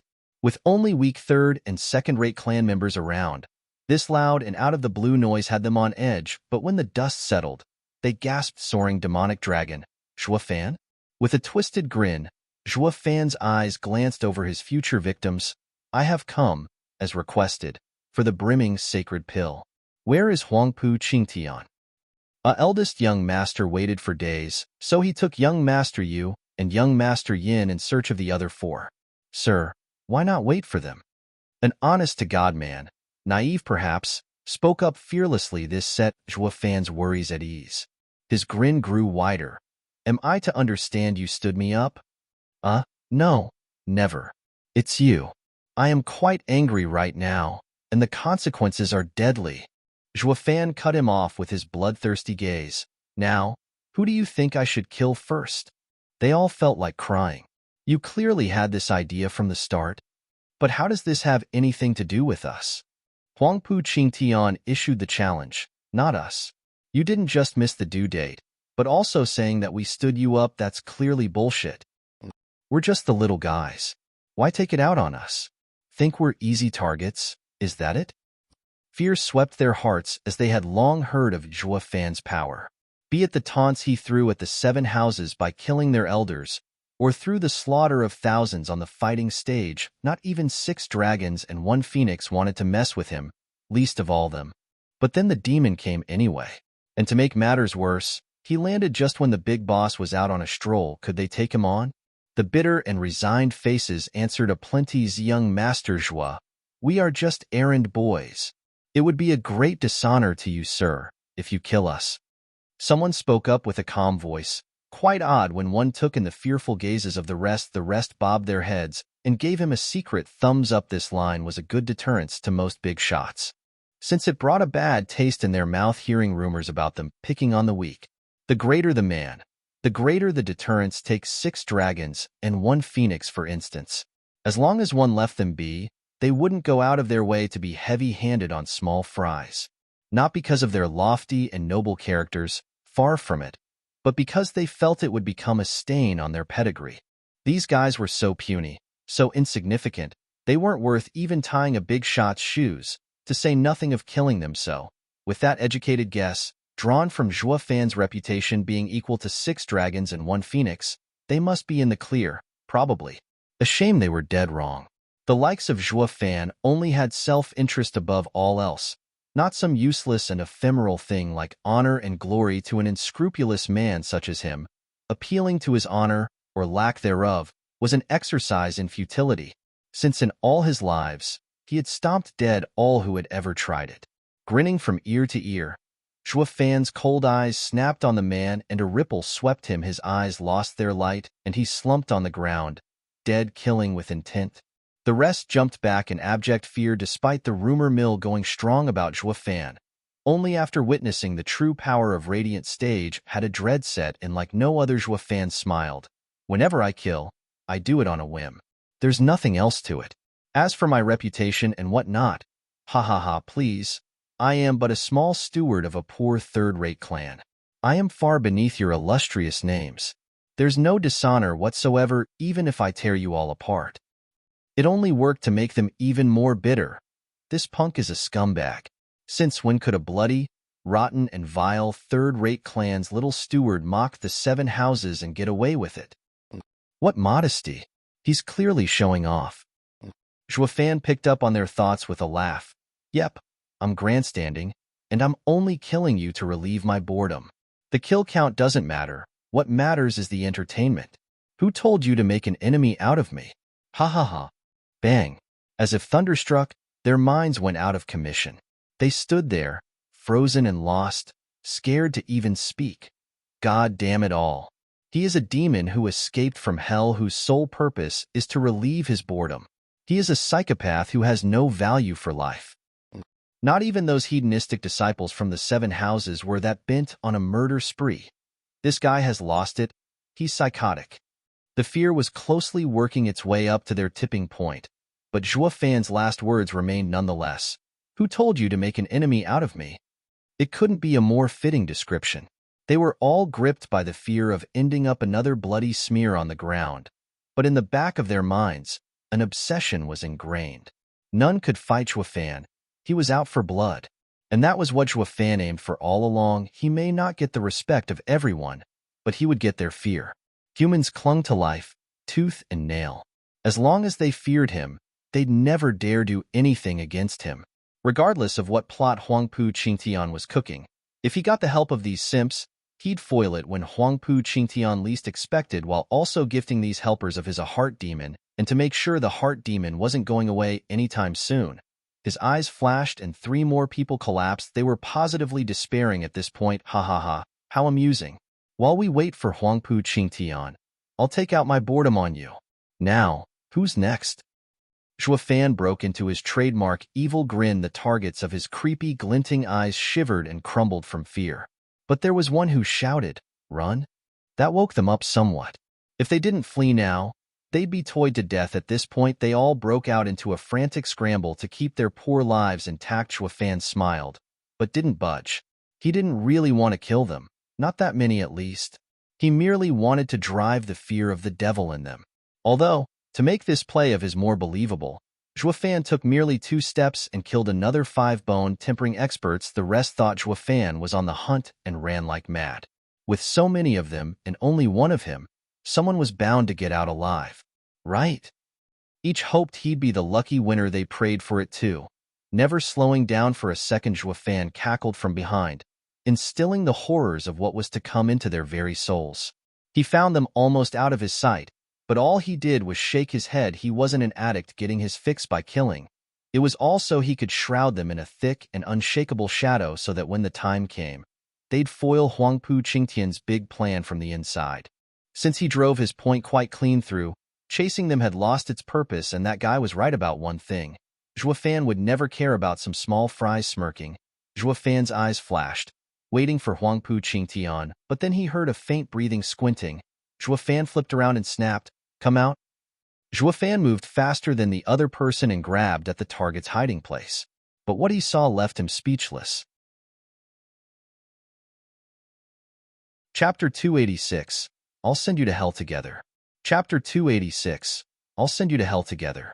Yin Fu? Zhuo Fan shouted. Yin Fu was Vicious Pill King's prize pupil.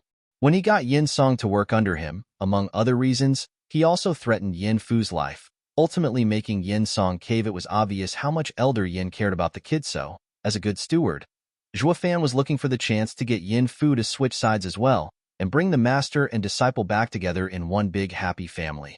Though a chance never came. Until now it wasn't like he was swamped with work, but more along the lines of he couldn't find Yin Fu. He lucked out by bumping into him in Dragon Cloud City, but there was no way he could talk to him in front of the 7 houses. That was for sure. Who'd have ever conceived it possible? The two of them would finally reconnect after many, many years. Though the circumstances were perhaps particularly awkward, to explain his way out of it wasn't either about Huangpu Qingtian finding out he'd be stealing him from right under his nose. What was a little more hatred when there was no love lost between them to begin with, just that it would get this guy in the crossfire and whittle down his life to nothing. Yin Song would never forgive him for this. He never ever owed anybody anything. And the same applied to everyone. Yin Fu found his leg in Zhuo Fan's clutches, but realized the demon wasn't going in for the kill. He looked on oddly and stopped shivering, trying to calm his errant heart as well. Scared out of his mind, his taunt earlier would earn him a gruesome death. He ducked for cover the instant Zhuo Fan touched down, only to hear him wanting to have a blast at the expense of others' lives, driving such horror into his heart he couldn't even move. His only hope was that the demon would leave once he had his fill of killing. Who was to know once the dust settled? The demon himself would come after his head? He even found his hidey hole like nothing. It terrified him. But figuring out Zhuo Fan had no intention of harming him emboldened him. Perhaps the death of his master had some part in this as well. Yin Fu stuck out his chin and bellowed at Zhuo Fan. "Humph, you damn demon! I vow to get revenge for killing my master." "And how exactly?" Zhuo Fan raised an eyebrow, his mood sinking. Yin Fu gnashed his teeth in humiliation. "Yeah, with my power I can never defeat you. And now I'm in your clutches. Kill me if you have the guts. Let me go see my master. I am unworthy of taking revenge, but the least I can do is go serve him in the underworld." Zhuo Fan nodded and sighed. "The kid is a coward and a lecher, but he is filial to his master. I'll give him that much. I can see why Elder Yin doted on him. Rest assured, I won't kill you." As for your master, Zhuo Fan was about to explain, but a sudden noise cut him off. Whoosh. 4 figures landed 100 meters off Zhuo Fan, with Huangpu Qingtian in the lead. The other 3 were Yin Bangyi, Yu Yushan, and Lin Xinfeng. The 3 looked grave, while only Huangpu Qingtian took it easy. But there was no way to hide the raging battle lust in his eyes. "You're here?" Huangpu Qingtian said. Zhuo Fan grinned. "How could I possibly refuse young Master Huangpu's invitation?" Taking in the dozen corpses around, Huangpu Qingtian said, "You're soaring demonic dragon in name and reality. You won't spare even the weak. Humph, with your strength, you're only shaming yourself stooping so low." Yu Yushan vented his ire. Zhuo Fan just shrugged. "I was only playing around. Don't tell me they're worth crying over." "Of course not. But now that I'm here, if you still want to play, come after me." Huangpu Qingtian shook his head, hardly caring about some low lives. He then turned to Yin Fu. "Finish the kid off if you want to. Then I'll teach you true power." Yin Fu shivered from indignation. Ever since his master kicked the bucket, he was reduced to being treated like those common third- and second-rate clansmen. And not just Huangpu Qingtian looked down on him. Not even his clan's Yin Bangyi spoke in his defense. "Ha ha ha, I'm a true pariah now. It won't matter now. For us master and disciple to die at Zhuo Fan's hand is only fitting. At least Zhuo Fan is our enemy. If I would have died because of my clansmen, I truly die with regrets." Forlorn, Yin Fu sighed and closed his eyes. He may have thought so, but how could he let go so easily after being cast out by his house? His hatred now changed from Zhuo Fan to the same house that raised him. Zhuo Fan nodded and sighed. He grabbed his neck and hoisted him and spun on his feet. Intentional or not, it just so happened to block Huangpu Qingtian's vision. "Yin Fu, a man of your grief and emotion, letting you live will make the pain so much sweeter. He. I just love seeing my enemies trudge through life in pain and suffering. I won't kill you now, but if you still yearn for death, come find me. I'll send you to hell, to see the ghost of your master." Zhuo Fan's ended on a heavy tone and a slap at Yin Fu's chest. Out of anyone else's notice, he also slipped a jade in his clothes. Yin Fu's eyes shot wide open, but then he saw Zhuo Fan's vague smile. "Remember, if you find life to be too much of a torment, come find me." I'll surely send you off to hell to your master. Zhuo Fan then flung him away. Yin Fu was dirty and wretched, but his eyes lit up and clutched his chest. Huangpu Qingtian looked skeptical. Zhuo Fan, I never knew you for your mercy, especially on a waist. What can I say? I'm a saint. Zhuo Fan shrugged. Everyone rolled their eyes. If you're a saint, then the whole world is filled with demons. Squinting, Huangpu Qingtian played around. Since you don't want to land the final blow, let me help you. Huangpu Qingtian struck a palm at Yin Fu. Yin Fu was rooted in place from fear as he cried. Yin Fu was useless, true, but he was their waste. Why would the eldest young master kill off one of his own? Yin Fu was close to peeing himself when the almighty strike stopped, just an inch off his head. The wind it picked up ruffled his black hair, but also paralyzed him. Squinting, Huangpu Qingtian turned to Zhuo Fan, who watched the strike in interest. Knowing full well what he was doing, he also seemed to encourage Huangpu Qingtian to finish the waste off.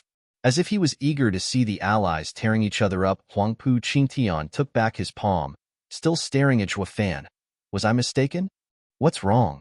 Why stop?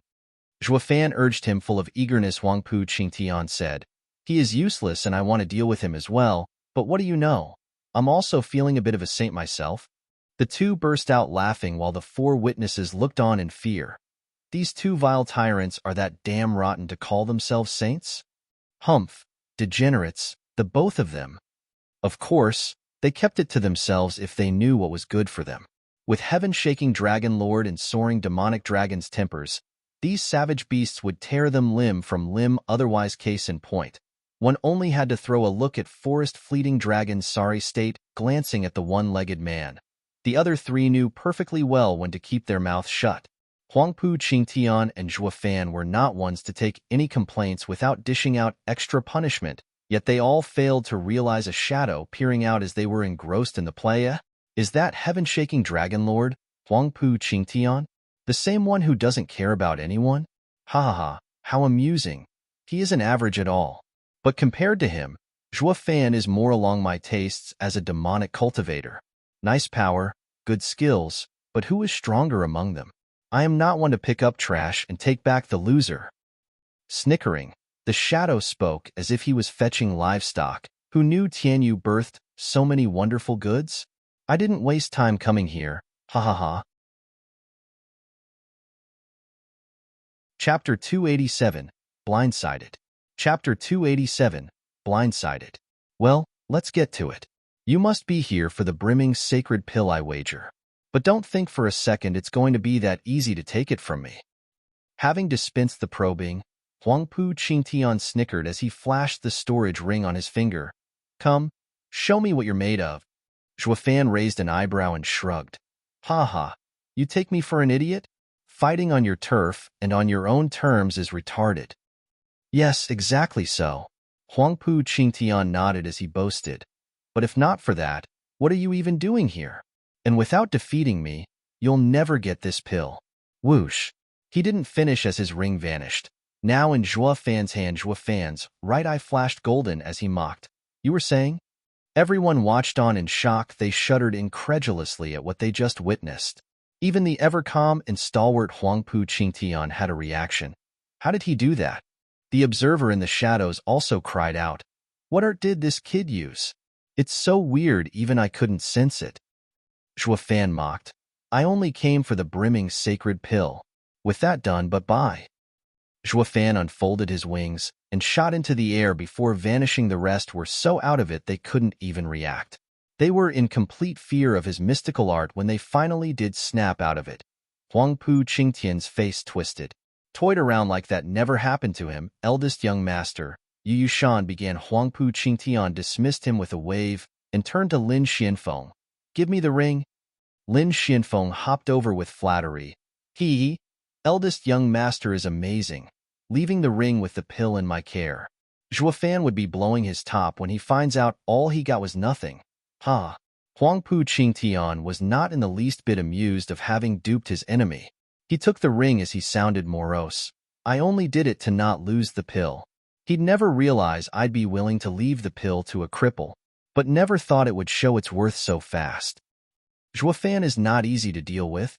Clenching his fist, Huangpu Qingtian spat. Lin Xianfeng was sullen. Huangpu Qingtian only referred to him as a cripple nowadays. The other two nodded solemnly, but then Huangpu Qingtian found an eerie breeze pass by him, and when he opened his palm, the ring was gone. Huangpu Qingtian's heart sank as he raved, "Zhuo Fan, tone it down. What do you want with me anyway?" Zhuo Fan grinned victoriously as he came from a bush. The three lackeys jumped behind Huangpu Qingtian in fright. Didn't he just fly off? What's he doing back? Huangpu Qingtian glared. It was you just now. Yep, what was I supposed to do with a fake ring anyway?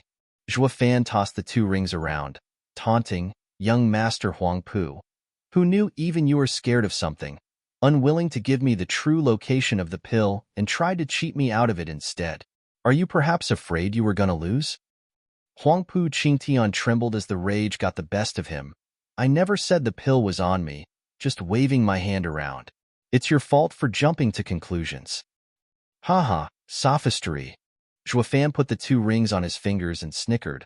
"But I got the pill this time, so I'll be going. For real this time. Later, people." Zhuo Fan was gone. They all watched in shock, coming and going without a sign. Huangpu Qingtian released his soul sense in fear Zhuo Fan might be playing another trick. Only after he knew the coast was clear did Huangpu Qingtian ease his breath, his mood dangerously low. Huangpu Qingtian felt horrendous having suffered so much. He had gone and challenged Zhuo Fan in front of so many people. And what did that get him? Losing the pill faster than he got it. How could he possibly take it at face value? Yu Yushan inched closer to Huangpu Qingtian in worry. "Eldest young master, short-term gains aren't important.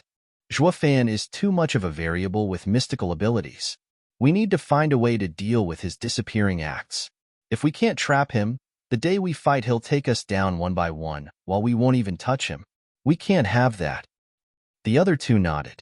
They felt utterly powerless in the face of Zhuo Fan's shifting around unrestrained. "It doesn't matter." Huangpu Qingtian's eyes flashed. "Sir Long already predicted this. Isn't our earlier plan all to deal with him?" "You mean Yu Yushan said. I see. I'll gather the scattered people and instruct them harder." "No." Huangpu Qingtian waved his hand. "Zhuo Fan terrified them. They are obsolete. Just leave them to die on Beast King Mountain. Go after our vassals that are still missing. Have them help instead." They were all shocked by Huangpu Qingtian's cruelty. These people had only been with him for around 10 days and were quite hardworking. And yet they were cast away like broken toys. Huangpu Qingtian could tell what was on their minds. "Do you know the difference between a help and a burden?" They shook their heads. Huangpu Qingtian mocked. "A help assists me in achieving what I want, and a burden works against me. It will one day mean the difference between life and death." The three blinked, still unconvinced. They knew of this, of course, but weren't getting where he was going with this. Huangpu Qingtian snickered. "They would have helped me before, in dealing with this spawn. But now, they are terrified of Zhuo Fan and will be an inconvenience to us. Letting them participate regardless will pose a grave danger to us, even death. This is why I threw them away. Or would you rather have Zhuo Fan kill you because of some dead weights?" They finally understood and looked at him in admiration. Huangpu Qingtian is the eldest young master for a reason. Such insight, such cunning, like a true emperor. The shadow nodded from afar, pleased by Huangpu Qingtian's character. Glancing at them, Huangpu Qingtian continued, "Yu Yushan, weren't you curious why I let Drifting Flowers Edifices group off? Haha, I'll tell you. Because they are all Zhuo Fan's burdens. If they die, Zhuo Fan will be uncontrollable, even to us. But now, with Chu Qingqing helping us without knowing, we will grasp this chance to deal with him for good." The three gave their thumbs up, even lumped together. Chu Qingqing's gang was still as weak as if they were alone. While if Zhuo Fan was left alone, he may one day come to reap their lives. Using these people to tie Zhuo Fan down was the best bet. It was such an obvious trap that even Zhuo Fan had no choice but to jump right in. Huangpu Qingtian's eyes shined. Regaining control of the situation meanwhile, Zhuo Fan was cruising the skies, yet didn't feel like a winner at all. He already guessed Huangpu Qingtian's thinking, but he still couldn't get himself to cast aside all those people, and that was the least of his worries. The biggest headache was how easily Huangpu Qingtian could do it while he found it impossible. Just now after he let Yin Fu go, Huangpu Qingtian grew suspicious of Yin Fu. His suspicions had no real reason, and yet he made the prompt decision to attack Yin Fu. If not for Zhuo Fan being an Oscar-level actor, Yin Fu would have been a smear on the ground. He was cruel enough to kill any doubts, then let any mistake slip by. He always watched Zhuo Fan even as he attacked, but stopped short of killing to not give Zhuo Fan more reasons to mock him. Other than that, Yin Fu would have been totally dead. In this way, one had so many burdens on his shoulders, while the other had nothing tying him down. Zhuo Fan found himself at a disadvantage in this psychological warfare, having to accept everything he was attacked with. Even though I say the demonic path is cruel and pitiless, going to battle with so many burdens will be hard. I need to get the keys and exits to let them out as soon as possible. Zhuo Fan gnashed his teeth as he shot for Chu Qingcheng like lightning. Chapter 288, A Hero's Return. Chapter 288, A Hero's Return. Elite Coder. Whoosh. With a crack of thunder, Zhuo Fan made his entrance before Chu Qingcheng. They all whipped their heads towards him, their eyes glinting.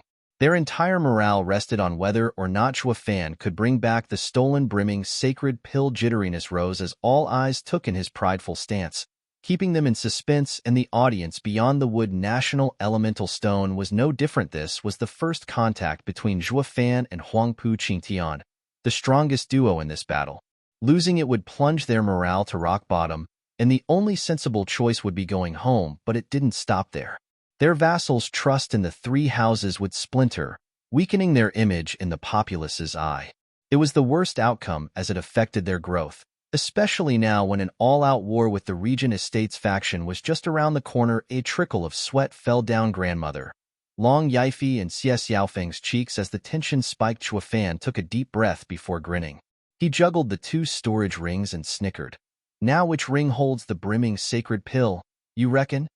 The words still hadn't sunk in from their momentary daze. But the next reaction was explosive. Everyone cheered. Zhuo Fan obviously got the pill. Everyone was moved at that point, thinking back a few days ago.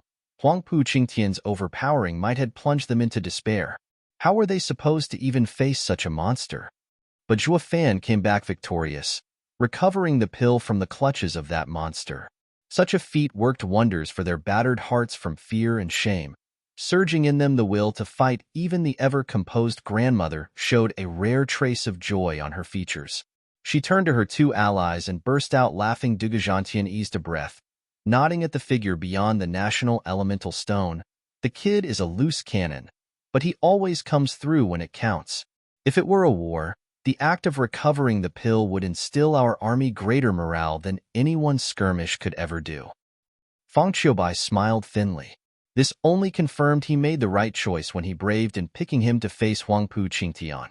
He was the only one of the younger generation who could achieve it. But then Fang Qiubai caught onto something and brought it to Dugajantien attention. Old Marshal, what is that? Dugajantien squinted and cursed inside. That punk isn't a pushover in the least. He even dares to go against my orders. In a remote corner, among the three allied houses group, Luizhen was seen on and off. Cheering esoteric debate only allowed those below the age of 30 to participate. The old geezer was clearly out of the question. Dugajantien, himself, even stated he was going to cut down with impunity any and all cheaters. But wasn't that guy a man of the Luo clan? Sir Fang, my eyes must have failed me. I can't see anything amiss. Dugajantien played the fool. Fang Qiubai laughed. In any case, both of their priorities were skewed in Luo clan's favor. But who'd have thought the old marshal, the one immovable and strict man, would cover for Luo clan? Since when did a friggin' radiant stage expert's eyesight go bad? He must really like that fifth godson of his to be this biased. He'd never do this otherwise, not with how righteous the man was. That was for the best, since it was all for his majesty's sake. In protecting Luo clan, one had to be flexible and ignore minor hiccups. Fang Qiubai was worried this would have ruffled Dugajantyen's feathers. Ha ha ha, it's fine. I just saw an interesting spiritual beast that caught my attention. But since Marshall's eyesight is poor, never mind. Fang Qiubai rubbed his beard. Dugajantien blushed, knowing fully well he was teased, so he chose to turn a blind eye.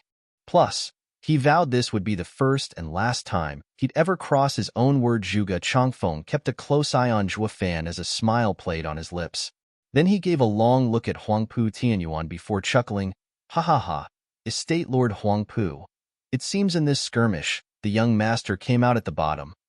Victory and defeat are common in war." It was the steward, unwanted contriver Long, who deigned a response to Zhuge Changfeng's provocation. The way it came at no surprise to the Regent estate, he seemed to have foreseen a long time ago that Huangpu Qingtian would lose. Zhuge Changfeng squinted. "Oh? Sir Long was expecting this, I see. I take it you've taken ample preparation as well?" "Haha, you're too kind. I made a fool of myself before Prime Minister with my core skills. They are merely useful in dealing with pests." Lung Wuchang's eyes shined. Zhuge Changfeng nodded, returning to watch the national elemental stone, the cheering bunch therein, and sighed. These kids are quick to celebrate. It won't matter if this trifling victory has gotten to the heads of the weak ones, but Steward Zhuo, if even you are taken in by it, I'd be dreadfully disappointed. Zhuge Changfeng watched him hailed by the crowd as a hero. The man in question took the brimming sacred pills vial from the ring and showed it off to all. "See here? I've returned triumphant." "We see." They all shouted in joy and respect with a wicked grin. Zhuo Fan stashed it into his own ring. Weirding out the crowd, the 8th grade pill was a treasure in and of itself that not even the 7 houses had won. The least he could do was popping the cork to let them catch a glimpse of it. Zhuo Fan merely coughed and changed the subject. "All right, the show is over. Break it up. We need to find the other pills and keys. Our goal is to win this esoteric debate." "Ugh." They all looked at him with dark faces. "Zhuo Fan, are you planning on hogging the pill?" Xie Tianyang's face twitched. Zhuo Fan put on a pained look as he cursed. "Xie Tianyang, is this how my brother, going through thick and thin, should act? Don't you trust me? Am I one to just hog it to myself? Am I that selfish?" "Yes." The crowd had spoken. Xie Tianyang said coldly, "It's because of the endless troubles we've passed. I know exactly just who you are. Zip it and hand it over. Nothing is safe in your hands, especially that 8th grade pill." The others joined in, but only as a joke. With Zhuo Fan as the strongest there, no place was safer than with him. Zhuo Fan feigned anger. "Since you don't trust me, then I'll eat it right in front of you. Besides, I got it back with my own efforts. Try to take it from me if you want it." TCH. They all flicked their hands. Xie Tianyang even went a step further. "See that? I know this friggin' guy's character better than I know myself. If hustling is a bust, he just switches to daylight robbery. Not to mention anything that ends up in his hands will never see the light of day." The others cracked up. Xuaningxiang was bursting with joy. Not caring at all of the value of that bauble, the mood made them seem like one big happy family, laughing their troubles away. They seemed to have returned to the peaceful and safe days of All Beast Mountain Range a while back. This was all thanks to Zhuo Fan. He instilled courage in their hearts while also dispelling the thick dread Huangpu Qingtian cast over them. It just came to them that even the almighty Huangpu Qingtian wasn't infallible. At the very least, Zhuo Fan was there to give them a fighting chance. Once the cheerfulness passed, the 3 houses' head disciples began discussing serious matters. Xie Tianshang began. "Brother Zhuo, you are the strongest here and also brought the brimming sacred pill back. That makes it yours. The stronger you are, the greater our chances." The rest nodded. They were all quite keen on having it for themselves, but with it being Zhuo Fan's spoil, it belonged to him by right. Moreover, a boosted Zhuo Fan would give them an edge in getting the other pills out there.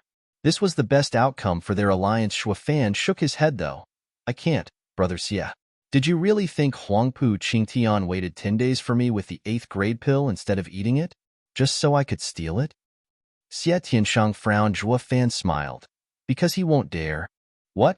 came their shocked response while Zhuo Fan explained. "It takes a long time to absorb it completely. If an enemy comes in that time, the slightest distraction would render it wasted, if not incur a heavy wound. So before a clear outcome has come from our conflicts, neither side would be willing to eat it." The sudden realization made them look at Zhuo Fan in a new light. Thanks to his reminder, they could now curb the irresistible lure of the brimming sacred pill the moment they found it. They were grateful for having avoided death. If an enemy found them in such a vulnerable moment, they were clearly overthinking things, though. Why would Huangpu Qingtian get rid of such delicious bait and help Shuofan instead? Not to mention, Huangpu Qingtian was sure to drop by the instant any of them found one and appropriated it. They'd never get the chance to even swallow it. These thoughts left Shuofan sighing. The sooner I send them home, the better. Chapter 289. The Second Pill's Location. Chapter 289. The Second Pill's Location. Report. A shout caught their attention. A man was rushing over, sweaty and in ragged garments. He fell to one knee before them. Why, young masters, we have found the second brimming sacred pill's location. They all perked up. Shuofan's advice did the trick, but even so, they were still yearning to go out there and get the pill themselves. Was it that easy to just let this chance pass by? It held the promise of getting a new Radiant Stage expert in their house and increase their power significantly. Then came their united reply. Where? 50 miles out, Killing Blood Marsh. The man cupped his hands. He truly rendered a service worthy of a reward. 5 days ago, we were tasked with finding young Master Zhua. By happenstance, we stumbled into a vial of brimming sacred pill in that place. Whether a coincidence or not, the pill is now deep in the nest of a third-level spiritual beast, Blood Croc. We opted to report rather than risk our lives. Blood Croc? That put a damp on their joyous moods. The Blood Croc was a pack spiritual beast and very territorial. Despite a mere third-level spiritual beast, their numbers deterred even a Radiant Stage expert from approaching. The easiest way to establish their strength was to look at how big this nest was. Long Xingyun spoke. How many? Oh, forgive my forgetfulness. It is around 30,000 heads. The man stammered SSS. The shock was easily seen on everyone's faces. 30,000 blood crocs. Not even 10 Radiant Stage experts or 100 profound heaven experts could come out unharmed out of such a scuffle. Least of all their rabble of 2,000-3,000 men. The instant they charged, the blood crocs would tear them to pieces. Thus, they all turned their heads to Shuofan to see his take on this. The man in question was eerily calm, dissing the trouble with a wave. Lead the way, Brother Zhua. You can do it? They looked on in hope with a vague smile. Shuofan was playing coy. Ha ha ha. We'll know when we get there, and proceeded to walk southwest. Being all mysterious worked, making the rest follow him in shock. No wonder a puny and forgotten Luo clan reached such a height. This guy was overpowered. He always came through despite adversities. Luo Yunhai, Xuaningxiang, and the 100 people Shuofan brought followed him the instant he made a move. For the first two, it was an obvious choice. As for the 100 people, vassals to different houses, they went after Shuofan like sheep after a shepherd. Besides, what difference would it make if they were behind Luo clan when the houses they were vassals to were all allies? You should at least go with your master, even if so. They couldn't help it, though. Not when Shuofan was a beacon of safety, willing to follow him everywhere with unflinching determination. Too bad the lucky Luo clan had yet to become a house, or these guys would have switched camps on the spot. The kid is taking everyone from us. I can already see how the esoteric debate ends, with half of our vassals willing to follow Luo clan. Long Xingyun sighed. Xie Tianshang shrugged. That's how charisma works. Be it a mighty emperor or just a clan head, they all have to have some amount of personal magnetism. We all do. But in Shuofan's case, while ours is but a mere glint, his shines like a radiant star. Xie Tianshang followed closely as well. Long Xingyun chuckled right behind him. Chu Qingqing thoughtfully watched the prideful and solitary figure in front. Before coming to the wood exit was soon barren of people, all going for the Killing Blood Marsh. The audience beyond the wood National Elemental Stone found the entertainment waning and returned to the seats Dugajantian, provided all while speculating how Shuofan managed to relieve Huangpu Qingtian of the pill. It was clear by his appearance that no blows were traded, so how the man in question was now taking a stroll. Perhaps the exhaustion of the past few days never left him and only made him grow weary, culminating in this slow pace. Yet it only worked to put Long Xingyun's group on edge. They were itching to get to the Killing Blood Swamp first. It was funny how the esoteric debate of this century had been reduced to an 8th grade pill hunt. Shuofan was not in the least bit hurried, taking his sweet time. While he was at it, he had the others scout the surroundings as they made their way forward. The way he saw it, brimming sacred pill was merely a reward to the winner of this final battle. It made little sense to look for it when the exits and keys held a far greater importance with them on his hands. He had to find a way out, especially for a certain useless bunch. It just so happened to be working fabulously and easing his burden too, so he toned down on his speed, using this time to have the rest search for the keys. Long Xingyun's group found it incomprehensible. They wished nothing more than to charge in and get that 8th grade pill. Big Brother Zhua, I found a key. Xuaningxiang skipped over in glee. Presenting a red crystal, Zhua Fan saw the fist-sized red crystal.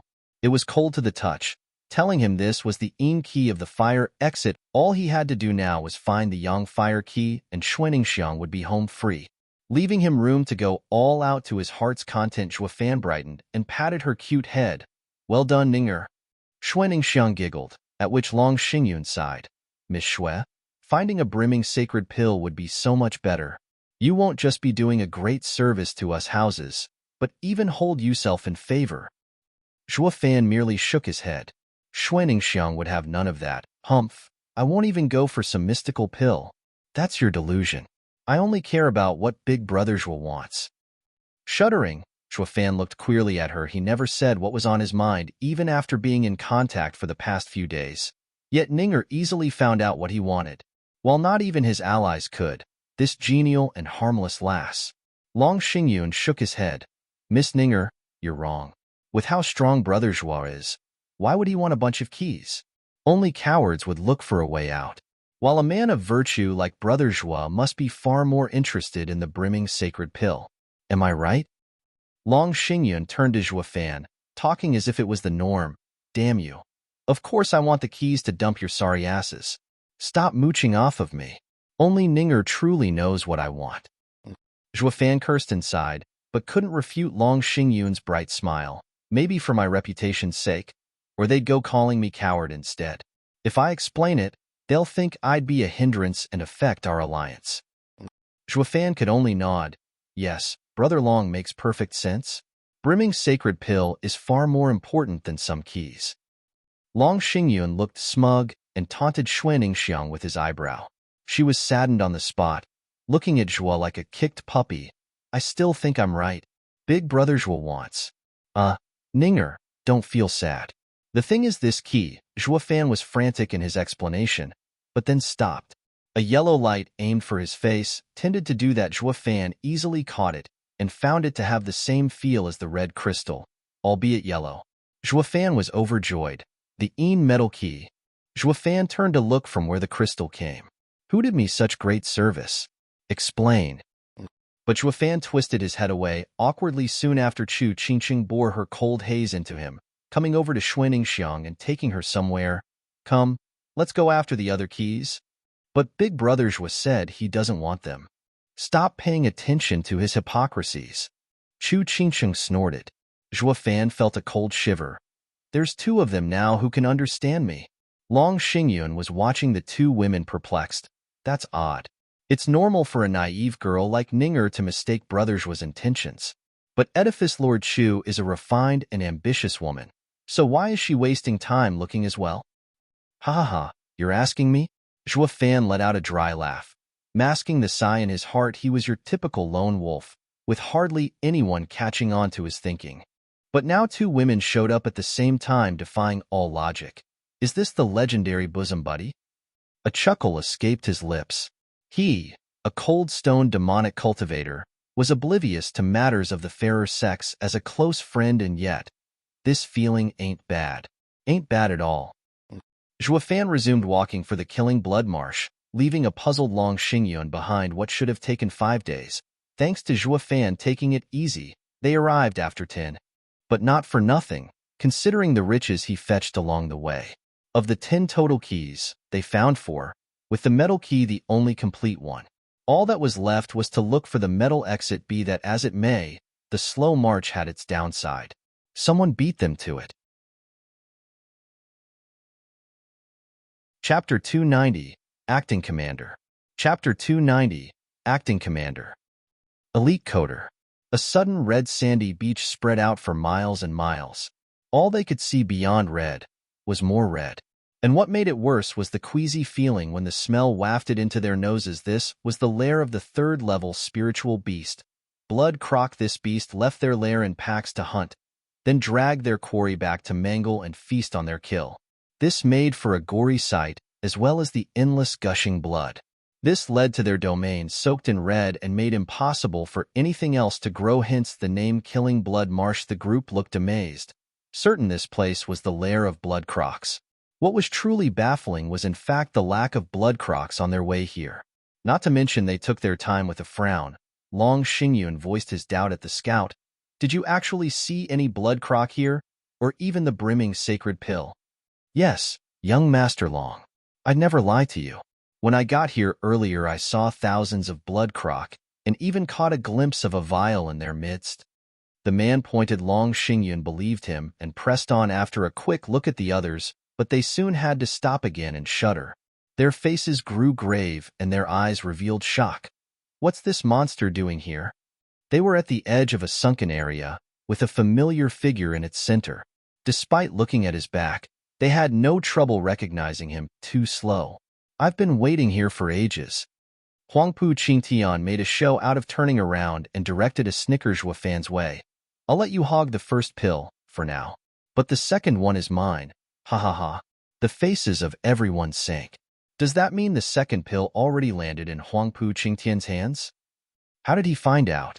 He knew our objective and waited us out? Is there a spy among us?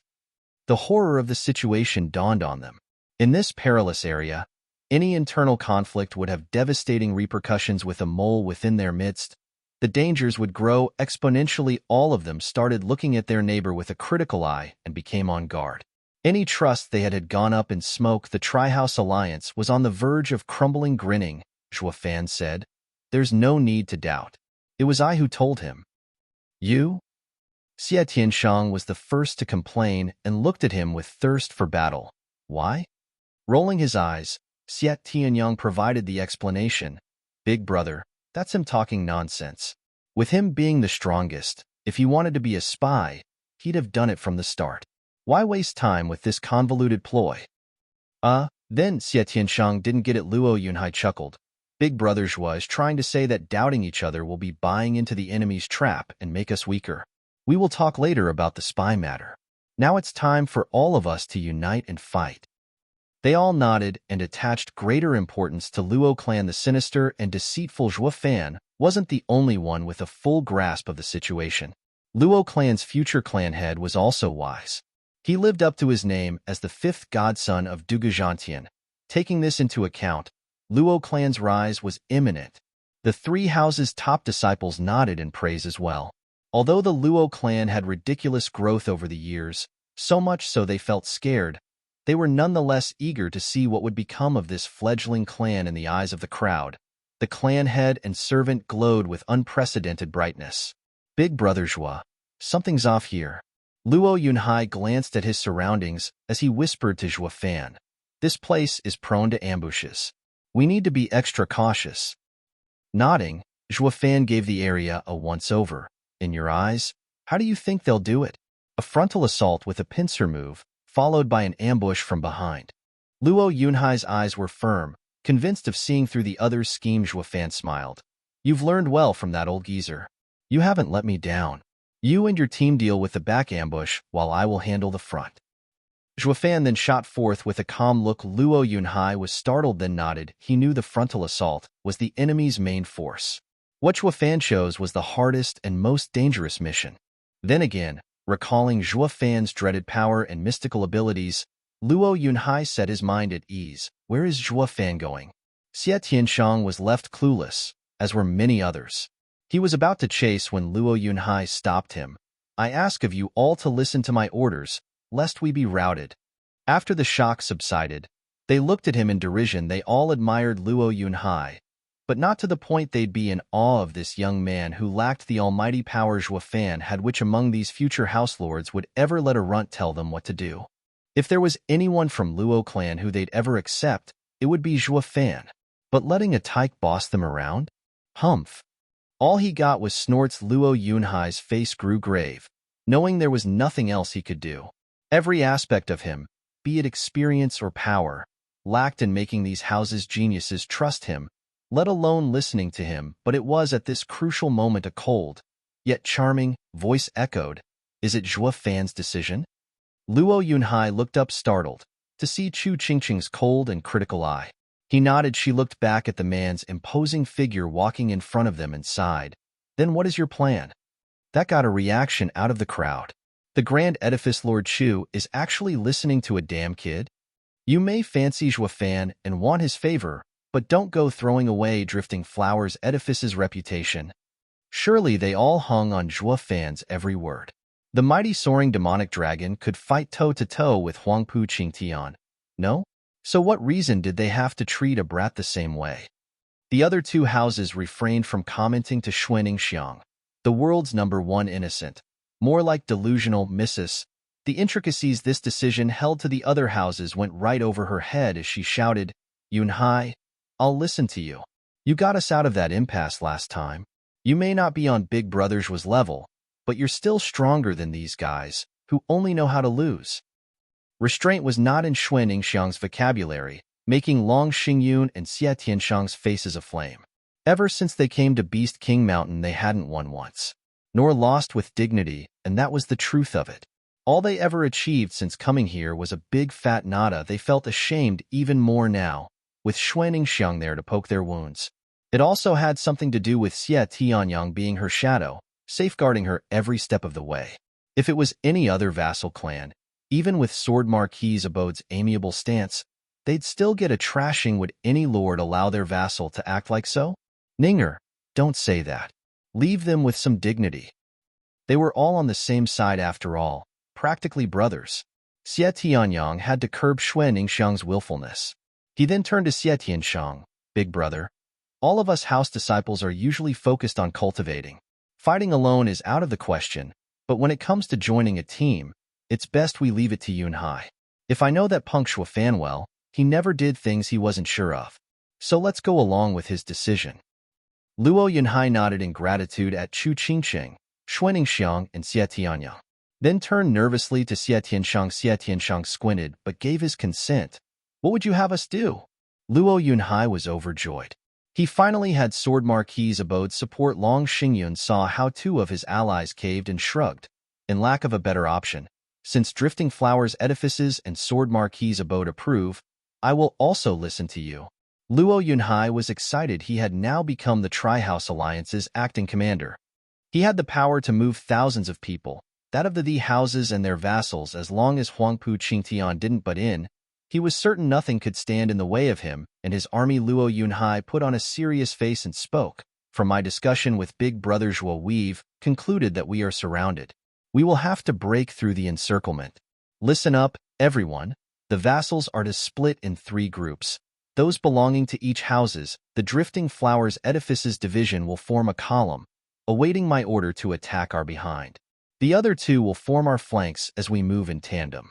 Keep cool and don't break formation as you fight. Be mindful of your position in the formation to not let it crumble." Luo Yunhai shouted with confidence. He knew full well that Zhuo Fan was the sole reason they listened. But come the aftermath of the battle, he was certain their views will change. "My 5 years in the army weren't a waste," Luo Yunhai vowed. Chapter 291, Charge. Chapter 291, Charge. Zhuo Fan went over to Huangpu Qingtian, his gait casual, his tone calm, just like seeing an old pal. "Young Master Huangpu, since this is the 2nd round, you should have told me. Where's the pill then?" "Haha, please. It'd be the same as dangling the brimming sacred pill in your face. Now that I've seen what Steward Zhuo can do, let's see you try getting it now." Huangpu Qingtian raised a taunting eyebrow. Zhuo Fan shook his head. There was no point in doing anything, not when he had no clue of the item's location. "Young Master Huangpu, since you won't tell me, take it as my loss this time. Let's meet again in round 3. Zhuo Fan waved and was about to retreat. As if scared, Huangpu Qingtian snickered. "Steward Zhuo, I admit that I have no way of stopping you from leaving, nor do you have a way of stopping me, but I can't say the same for them." Hinting at Luo Yunhai's army, Huangpu Qingtian snickered with a light clap. Furious roars filled the marsh. storming for the group of allies from both sides. Just as Luo Yunhai predicted, the attack was formed of two armies led by Yin Bangyi and Yu Yushan, respectively. There was no sign of Lin Xianfeng. The guy was double the cripple, true, but a profound heaven expert regardless. He wasn't about to miss out on springing an ambush with such an obvious answer. Luo Yunhai easily predicted the guy was waiting for them to retreat in his direction. Nice. You live up to the name of Tianyu's fifth tiger. Xie Tianshang showed his admiration. His opinion of Luo Yunhai grew a notch. The same went for the others. If not for Luo Yunhai's tactic, the sudden charge of so many enemies would have crushed them where they stood. Some would choose to flee and run into Lin Xuanfeng's team, sealing any means of escape. Luo Yunhai may be weak, but his art of war was leagues above anyone from 6 dragons and 1 phoenix. Luo Yunhai just shook his hand. The praise didn't get to his head as he kept his cool in dealing with the sudden dual charge. Listen up. Only act when I give the signal. They all nodded, fully trusting Luo Yunhai. Huangpu Qingtian watched it all with a smile. Steward Zhua, your allies look positively rooted in fear. They huddle together like lambs, about to break, flooded by my men. Isn't it what you wanted anyway? Zhua Fan smiled back, completely confident of Luo Yunhai's abilities. Squinting, Huangpu Qingtian felt something amiss. His side had 10,000 men doing the charge and even laid down an ambush, while the Tri-House Alliance numbered 3,000 at best, outnumbered 5-1. With them holding the field and numerical advantage, anyone would think this battle was in the bag. So what did Zhua Fan base his confidence on? Huangpu Qingtian would find out soon enough. Kill. With an earth-shaking roar, Luo Yunhai pointed behind him and his army followed. Yin Bangyi and Yu Yushan's armies were stunned in bafflement. We haven't even made contact, so why are they charging behind? The ambush hadn't sprung yet either. The two were oblivious to its meaning and took it as a good thing. Regardless of what trick they pulled, it would only work to show a hole in their formation. This will make things easier, killing them down to the last man. The two only grew excited in their charge. How could they have known their crass assumption couldn't be farther from the truth? Luo Yunhai's army did charge, but its flanks did their job in keeping the center shielded. Despite the flanks clashing with the enemy, they showed no weakness in their defense, as they also didn't engage in a heated fight. Moving with the center's charge as well, Yin Bangyi and Yin Bangyi's armies found themselves in the worst situation.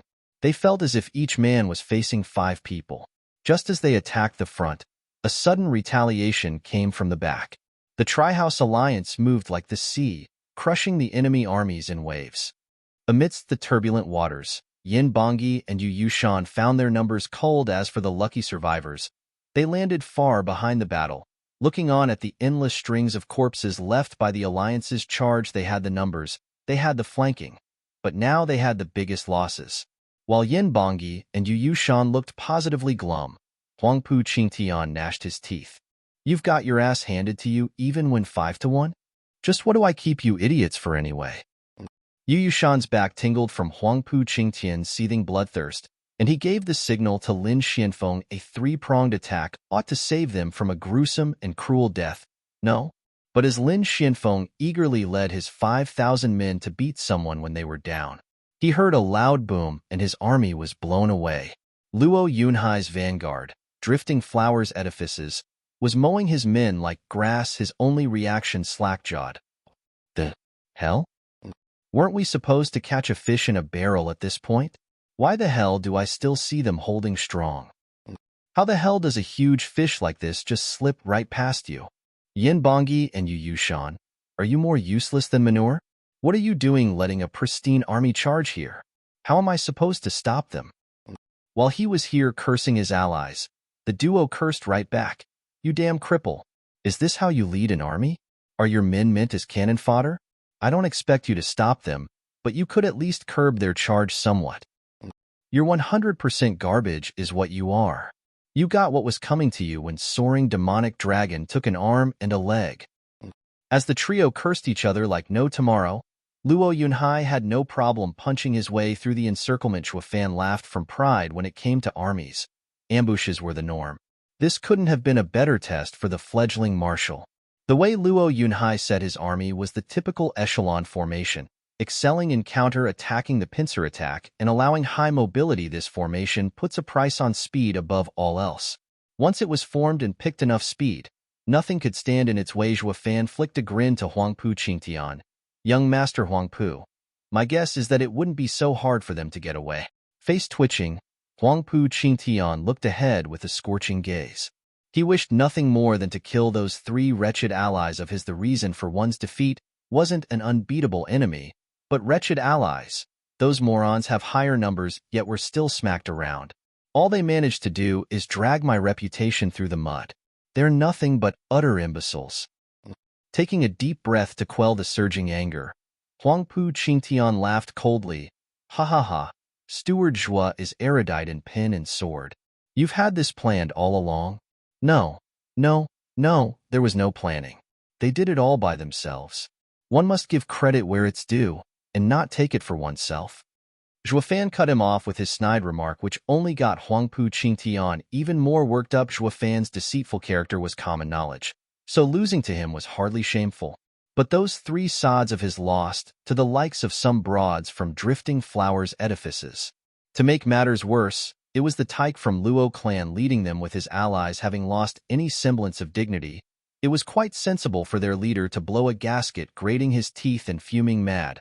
Huangpu Qingtian's face took on a vile tone.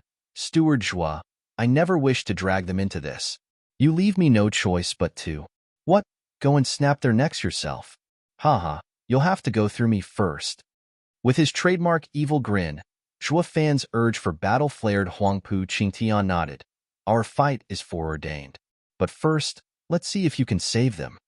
Huangpu Qingtian's eyes flashed with cruelty and roared at the sky. Ooh. Shockingly enough, Huangpu Qingtian's mere shout sounded closer to a dragon than a human. Zhua Fan squinted, but his reply was a calm gathering of eerie power in his eyes. That dragon roar was a special martial art, just like his wraith style. They both originated from dragons. But no man could ever release a dragon's roar, short of being a dragon himself. Zhua Fan shook that thought away, finding it utterly ridiculous. A true dragon had the power of at least Goose Santong despite being called a monster. His might had yet to shed the realm of mortals. So why then? Zhua Fan's train of thought was cut off when the earth rumbled with a dreadful sound. Chapter 292, Blood Croc Army. Chapter 292, Blood Croc Army. Boom. As the rumbling continued, the sound only grew louder. Not even the chaos of battle could drown it. Luo clan and Drifting Flowers edifices stopped their charge. So too did Yin Bongyi and Yu Yushan cease attacking their flanks. Ally and enemy alike watched dumbstruck at the source of the noise. What dreaded creature could make such a riveting entrance? Roar. They got their answer in the form of an endless stampede of blood-red creatures crawling towards them from behind Huangpu Qingtian. Regardless of where one looked, all they saw was a crawling red mass. Now that they got a closer look, the creature was a fanged blood crocodile of 5 meters in length. They were pack animals crawling on the ground, yet that didn't stop them from having incredible speed and tough bodies like peak bone tempering experts. 3rd-level spiritual beast, Blood Croc. Everyone cried out in alarm. Who wouldn't, when watching 10,000 blood crocs marching towards them with relentless force? A lucky few profound heaven experts would just fly out, while the rest were doomed to be ripped limb from limb in the jaws of a croc. Luo Yunhai turned grave. Godfather told me the Chuanrong are expert beast masters, sweeping the battlefield with their beast army. This army can use formations and could hold its own at a numerical disadvantage, but I never imagined Huangpu Qingtian would resort to the likes of this. This is bad. What? Huangpu Qingtian called them? Long Xingyun snapped his head at the smirking figure, just as the blood crocs simply bypassed him. Now a believer, his face sank. This monster is already strong enough. But now he can call upon a beast army as well? We can't fight them. Our only choice is to run or get trampled. The others took one last fearful look at Huangpu Qingtian and nodded. Huangpu Qingtian's talent had reached a godlike level, but was running that easy? Sure, the few flying ones could take some passengers, but what about the other couple thousand? They were fated to end up as broken corpses under the blood croc stampede. Chu Qingqing frowned and sighed. Yin Bongyi, Yu Yushan and Lin Xianfeng snickered as they flew away with their profound heaven experts. Uncaring to the fate of the rest, Xie Tianyang looked at Zhua Fan's broad and straight back. Our fate now rests solely in his hands. Everyone looked at Zhuo Fan in frustration and helplessness. Zhuo Fan's abilities were eerie, to say the least, of great power. But could one man stop the flood? They held no hope in Zhuo Fan. Even Luo Yunhai, always confident of Zhuo Fan's invincibility, faltered. I and Big Brother Zhuo had anticipated the enemy launching a frontal assault. It was our ignorance that led us to assume they'd be men and not thousands of blood crocs. Humans are susceptible to fear. A bit of trick here and there from Big Brother Zhuo would be enough to buy us plenty of time. But when facing a horde of savage spiritual beasts, they won't falter for anything. Damn it! Is there no other way? Xie Tianshang cut him off in anger. His eyes were burning from rage. Huangpu Qingtian is inhuman. The others got what he was saying. Yes, he was inhuman. No man was able to subdue a blood croc horde and use it for himself. No one would be so cruel to his fellow men, to even throw away his own men's lives to be ground beneath the marching horde of his beasts. Then it dawned on them. Isn't that strikingly similar to Zhuo Fan? They turned to him now. The man was taking a deep breath and looked on heavily, like a cold-blooded monster. He also possessed power no man could, but how much could this monster slow the horde down? We don't ask for much, just enough to let us get out alive. They held little hope for Zhuo Fan pulling through for them, but they still did hope. His talent was unseen in this world as well, but he was a human like the rest. How could he possibly slow the beast flood down?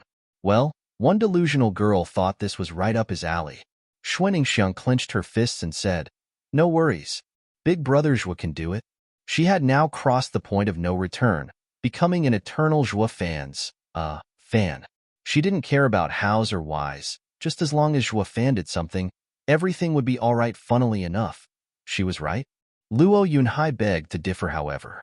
Zhuo Fan had no problem dealing with a bunch of men charging over, but as for spiritual beasts, in the face of the ravenous flood, Zhuo Fan looked like a dinghy floating about, ready to tip at any jolt. However, this dinghy was quite calm and smiling. Young Master Huangpu, who knew you can tame beasts? Haha, you're too kind. It is but a mere parlor trick. Huangpu Qingtian acted casual but couldn't hide the conceit in his eyes from Zhuo Fan as Zhuo Fan took pride in his blinking art. Huangpu Qingtian was confident of his beast-taming skill. It was akin to providence. As if heaven went out of its way to lay everything at this king's feet so that no man or beast could defy his righteous conquest. Zhuo Fan could tell what he was thinking and grinned. Young Master Huangpu, you sure are confident in your ability. Not confidence, but a given. Huangpu Qingtian smiled with his head held high. The emperor declared, in this world, be it armies, the ground beneath their feet, the officials, and even these savage beasts, all are fated to bow before their true king. Show off. Zhuo Fan's inner outcry summed it up nicely, while his reply was a snort and shake of the head. What do you say to a wager then? On what? That got Huangpu Qingtian's attention. The kid has time to bet when his life is at stake? What's he up to? Bang! Zhuo Fan drew a heavy line with his foot, sneering at Huangpu Qingtian. I wager your beast army won't cross it. Even if just one of them does, I lose. Pretentious. Huangpu Qingtian only had anger for his haughty boast. He knew what Zhuo Fan was capable of, but never once believed the punk had the power to quell the beast tide of tens of thousands. Huangpu Qingtian only managed to do it with that little secret deep within him. As for power alone, impossible. Zhuo Fan's crass words undermined his authority. Was the ability of a regent that easily dispelled? Zhuo Fan only mocked him. Well then, O young Master Huangpu, do you accept? The stakes are the brimming sacred pills we each hold. The winner gets the other's pill. Huangpu Qingtian mulled over the trickery Zhuo Fan planned to include in this wager, but still held supreme confidence that nothing the punk did could change anything. As such, for honor and hubris, he nodded. Show me then your futile attempts to stop tens of thousands of spiritual beasts. My pleasure. With a crafty grin, Zhuo Fan turned to the charging blood croc tide filled with barbaric and unrelenting savagery. These blood crocs had only one answer to this suicidal kid. Gaping maws filled with teeth and sharp claws. Chu Qingqing, Xuaningxiang and the rest watched on unnerved. Huangpu Qingtian had a cold smile, calm and uncaring to the lonely man facing a flood hum. Zhuo Fan's eyes then flashed in a strange light. The blood crocs were about to tear into him, with one of them even having his head in its maw. It only needed to chomp, and that would be the end of Zhuo Fan, but the blood croc's eyes shrank in fear. Under the astonished looks of the bystanders, the beast army began to shiver-roar. A mewling cry from somewhere among them signaled the rest of the blood crocs to turn tail and scamper from whence they came. The wild eyes and stumbling gait only hinted at the horrors these beasts had seen. They were even faster in retreat. This spectacle left everyone slack-jawed. Chu Qingcheng was dumbstruck. Xie Tianyang was shell-shocked. Yu Yushan was speechless. Lin Xianfeng jumped out of his skin and, naturally, Huangpu Qingtian was floored. He still had a clear picture in mind of Zhuo Fan being torn apart, only to be replaced with an image of a cowering beast army. What made it worse was the unknown element of how he'd done it. Huangpu Qingtian stood there like a statue, his eyes lost, mindless of even the fleeing spiritual beasts zipping by. Chapter 293, First Contact. Chapter 293, First Contact. What just happened? Yu Yushan was floating about in the air, looking dazed at the scampering blood tide. When he finally managed to return to his senses, he said to his two allies, "Wasn't that eldest young master's trump card?" The two were still out of it by the looks of it. Huangpu Qingtian had laid it on pretty thick with his boasting that once blood crocs came into play, the Tri-House Alliance would be left in mangled pieces. They were so excited to see Zhuo Fan finally falling short in something, getting with the program of suffering like everyone else. The boasting got them hyped as well, eager to see Zhuo Fan in tears. That wasn't meant to be, however. Not when the sure kill method was running away at top speed. The three sank into depression, followed closely by the sharp decline in Huangpu Qingtian's grandeur. Even heaven-shaking Dragon Lord got the same treatment as them. He boasted and flounced. Sure, but do that in front of soaring demonic dragon and you'd get bitch slapped. He had met his bane. Luo Yunhai's side was on the verge of breaking down at the sight of the savage beast tide. They felt the end coming, their future robbed, but looking at it now, they knew the earlier panic was quite pointless. There was no need to fear, as long as Zhuo Fan was here. The acting commander of the Tri-House Alliance shook his head at the casual Zhuo Fan. Sigh, it seems even I don't know Big Brother Zhuo well. He shrugged the beast army of tens of thousands like it was nothing. Forgive me, friends. I have made the grievous mistake of doubting Big Brother Zhuo's abilities. With how Huangpu Qingtian can do it, it's quite obvious Big Brother Zhuo can do it too. It's a fallacy to think otherwise. Luo Yunhai gave a solemn bow. To the vexed crowd it made sense though. Having gone through so many events with Zhuo Fan, there was one undeniable truth all of them should have figured out by now. Nothing was impossible for him. If even he met with an impossible conundrum, then all hope was lost. Huangpu Qingtian could control spiritual beasts? Humph, then so could Zhuo Fan. The basis? He was Zhuo Fan, of course. In the blink of an eye, Zhuo Fan's fan club found its ranks greatly bolstered. One had to admit that even a fan was right, sometimes. Just look at Xuanning Xiang, bouncing around with unbridled joy. See that? What did I tell you? Chu Qingcheng shook her head. Although her love rival, she still found her innocence pleasing to the eye. Xiao Dandan's eyes had hearts in them. Watching Zhuo Fan with an intoxicated leer, Zhuo Fan's cold tone gave her quite the scare back then. But with him striking the alpha male pose, she threw that fear out the window. Dying by his hand would be a dream come true at this point. I'd rather be a ghost by a hero's side than the wife of a lousy bum. The lust was strong with this one. Xiao Dandan simply wanted to gobble Zhuo Fan up. Dong Xiaowan saw the others' galls and envy. They all fought over Zhuo Fan's attention, but not her. She was of low status, and being unable to follow her heart left her in misery. These monsters are capable of anything. Xie Tianyang glanced at Xuanning Xiang's red face with jealousy. The others paused for a second, then nodded unanimously. One man controlled a beast tide while the other shooed away with a wink. Could a human being ever do that? The two became a beacon of shock and awe to every onlooker. Zhuo Fan reigned totally supreme. He did have the upper hand in all. Rumble. Amidst the ever-shaking earth from the fleeing blood crocs passing him by, Huangpu Qingtian's face twitched. His fists scrunched up and he spat through gnashed teeth. Stop. I command you all to stop." Not one blood croc minded his rave. They had bigger things to worry about. You moron of elephantine proportions? You're merely a king on earth and can command some of us, but that man is an emperor over everyone. You don't compare. Go home, wash up, and sleep tight. No blood croc who passed him showed any intent of ever stopping, even if he roared himself hoarse roar. Huangpu Qingtian was pissed. He released a dragon roar deep enough to resound even through the deaf blood crocs. Zhuofan looked on with a quizzical look. Only now did the blood crocs stop and look at him. Huangpu Qingtian smiled in joy, having regained some semblance of his regality.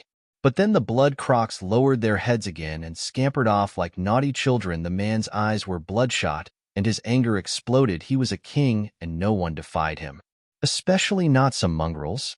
Thump. An iron fist lashed out and blood blossomed. The punch blew up the head of a blood croc. Stop or die. Huangpu Qingtian wailed with his hand dripping blood, not that it had any effect. The blood crocs didn't give a rat's ass about his commands. In a fit of anger, he blew up 5 more blood crocs, but the beasts took it in a stride, running as fast as their legs could carry them as anger gave way to despondency. This king found himself dethroned, standing there in absent shock as the blood crocs streamed by. Why won't they listen? I am their king. Huangpu Qingtian muttered under his breath in bewilderment, all this while the blood crocs ignored him. He didn't strike a kingly figure anymore, but that of a beggar now that he had lost his throne. He was a nobody. The rest of the 6 dragons and 1 phoenix, foe and ally alike, were watching it all in stunned shock. The day had finally come for the mighty heaven-shaking dragon lord, Huangpu Qingtian, to be lost and despondent. The defiance of his orders thwarted by Zhuofan's ability had a far greater impact on this proud and majestic king. It was too much for even him to bear. The watchful shadow from the side sighed. These two are natural enemies. Yet each is a genius seen once every 10,000 years. The death of even one of them would be such a tragedy. Should I take them both? He threw away that thought with a shake of his head and snickered. Nah. The world isn't big enough for both of them. Their fight is preordained. It's only a matter of time. The most sensible choice is to let them go at it and pick the winner. Hi. No one knew such a creepy and uncertain element had snuck its way into the esoteric debate. Zhuofan scratched his nose, feeling quite disappointed in himself. Young Master Huangpu, don't be so down. There's no shortage of people who had and will lose to me. By the looks of it, I seem to be the winner in this little wager of ours.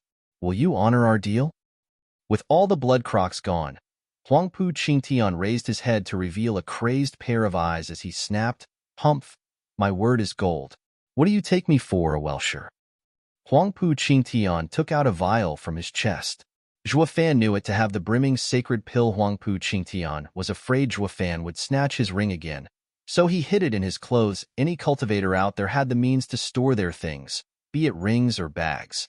It was arguably the safest place to keep, unlike on your own body, but Huangpu Qingtian's thinking went the other way around. He chose the most important item to hide on himself. The most dangerous place was also the safest. It even caught Zhuofan off guard. Zhuofan would never have found it, even if he snatched all the storage rings. Zhuofan laughed. Ha, young Master Huangpu is so crafty. I never saw it coming. I was still of a mind you gave it to that cripple for safekeeping. Humph, you take me for a fool to leave it on him after the first pill? Huangpu Qingtian flicked and the vial flew at Zhuofan. Humph, take it. Whoosh.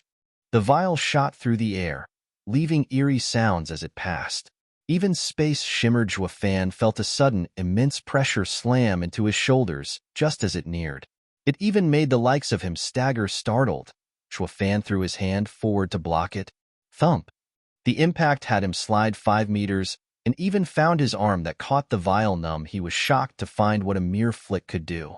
No wonder Chu Qingcheng and the other two lost against Huangpu Qingtian, even though they joined hands. This guy is a monster body cultivator. Besides Gu Santong, he would definitely be the most outstanding talent of the younger generation. Zhuofan knew that even his diamond body was a far cry from Huangpu Qingtian's physique. Elderly was right. This guy is a true monster, stronger than me. After this first true contact with Huangpu Qingtian, Zhuo Fan now realized the full extent of the power the head of 6 dragons and 1 phoenix wielded.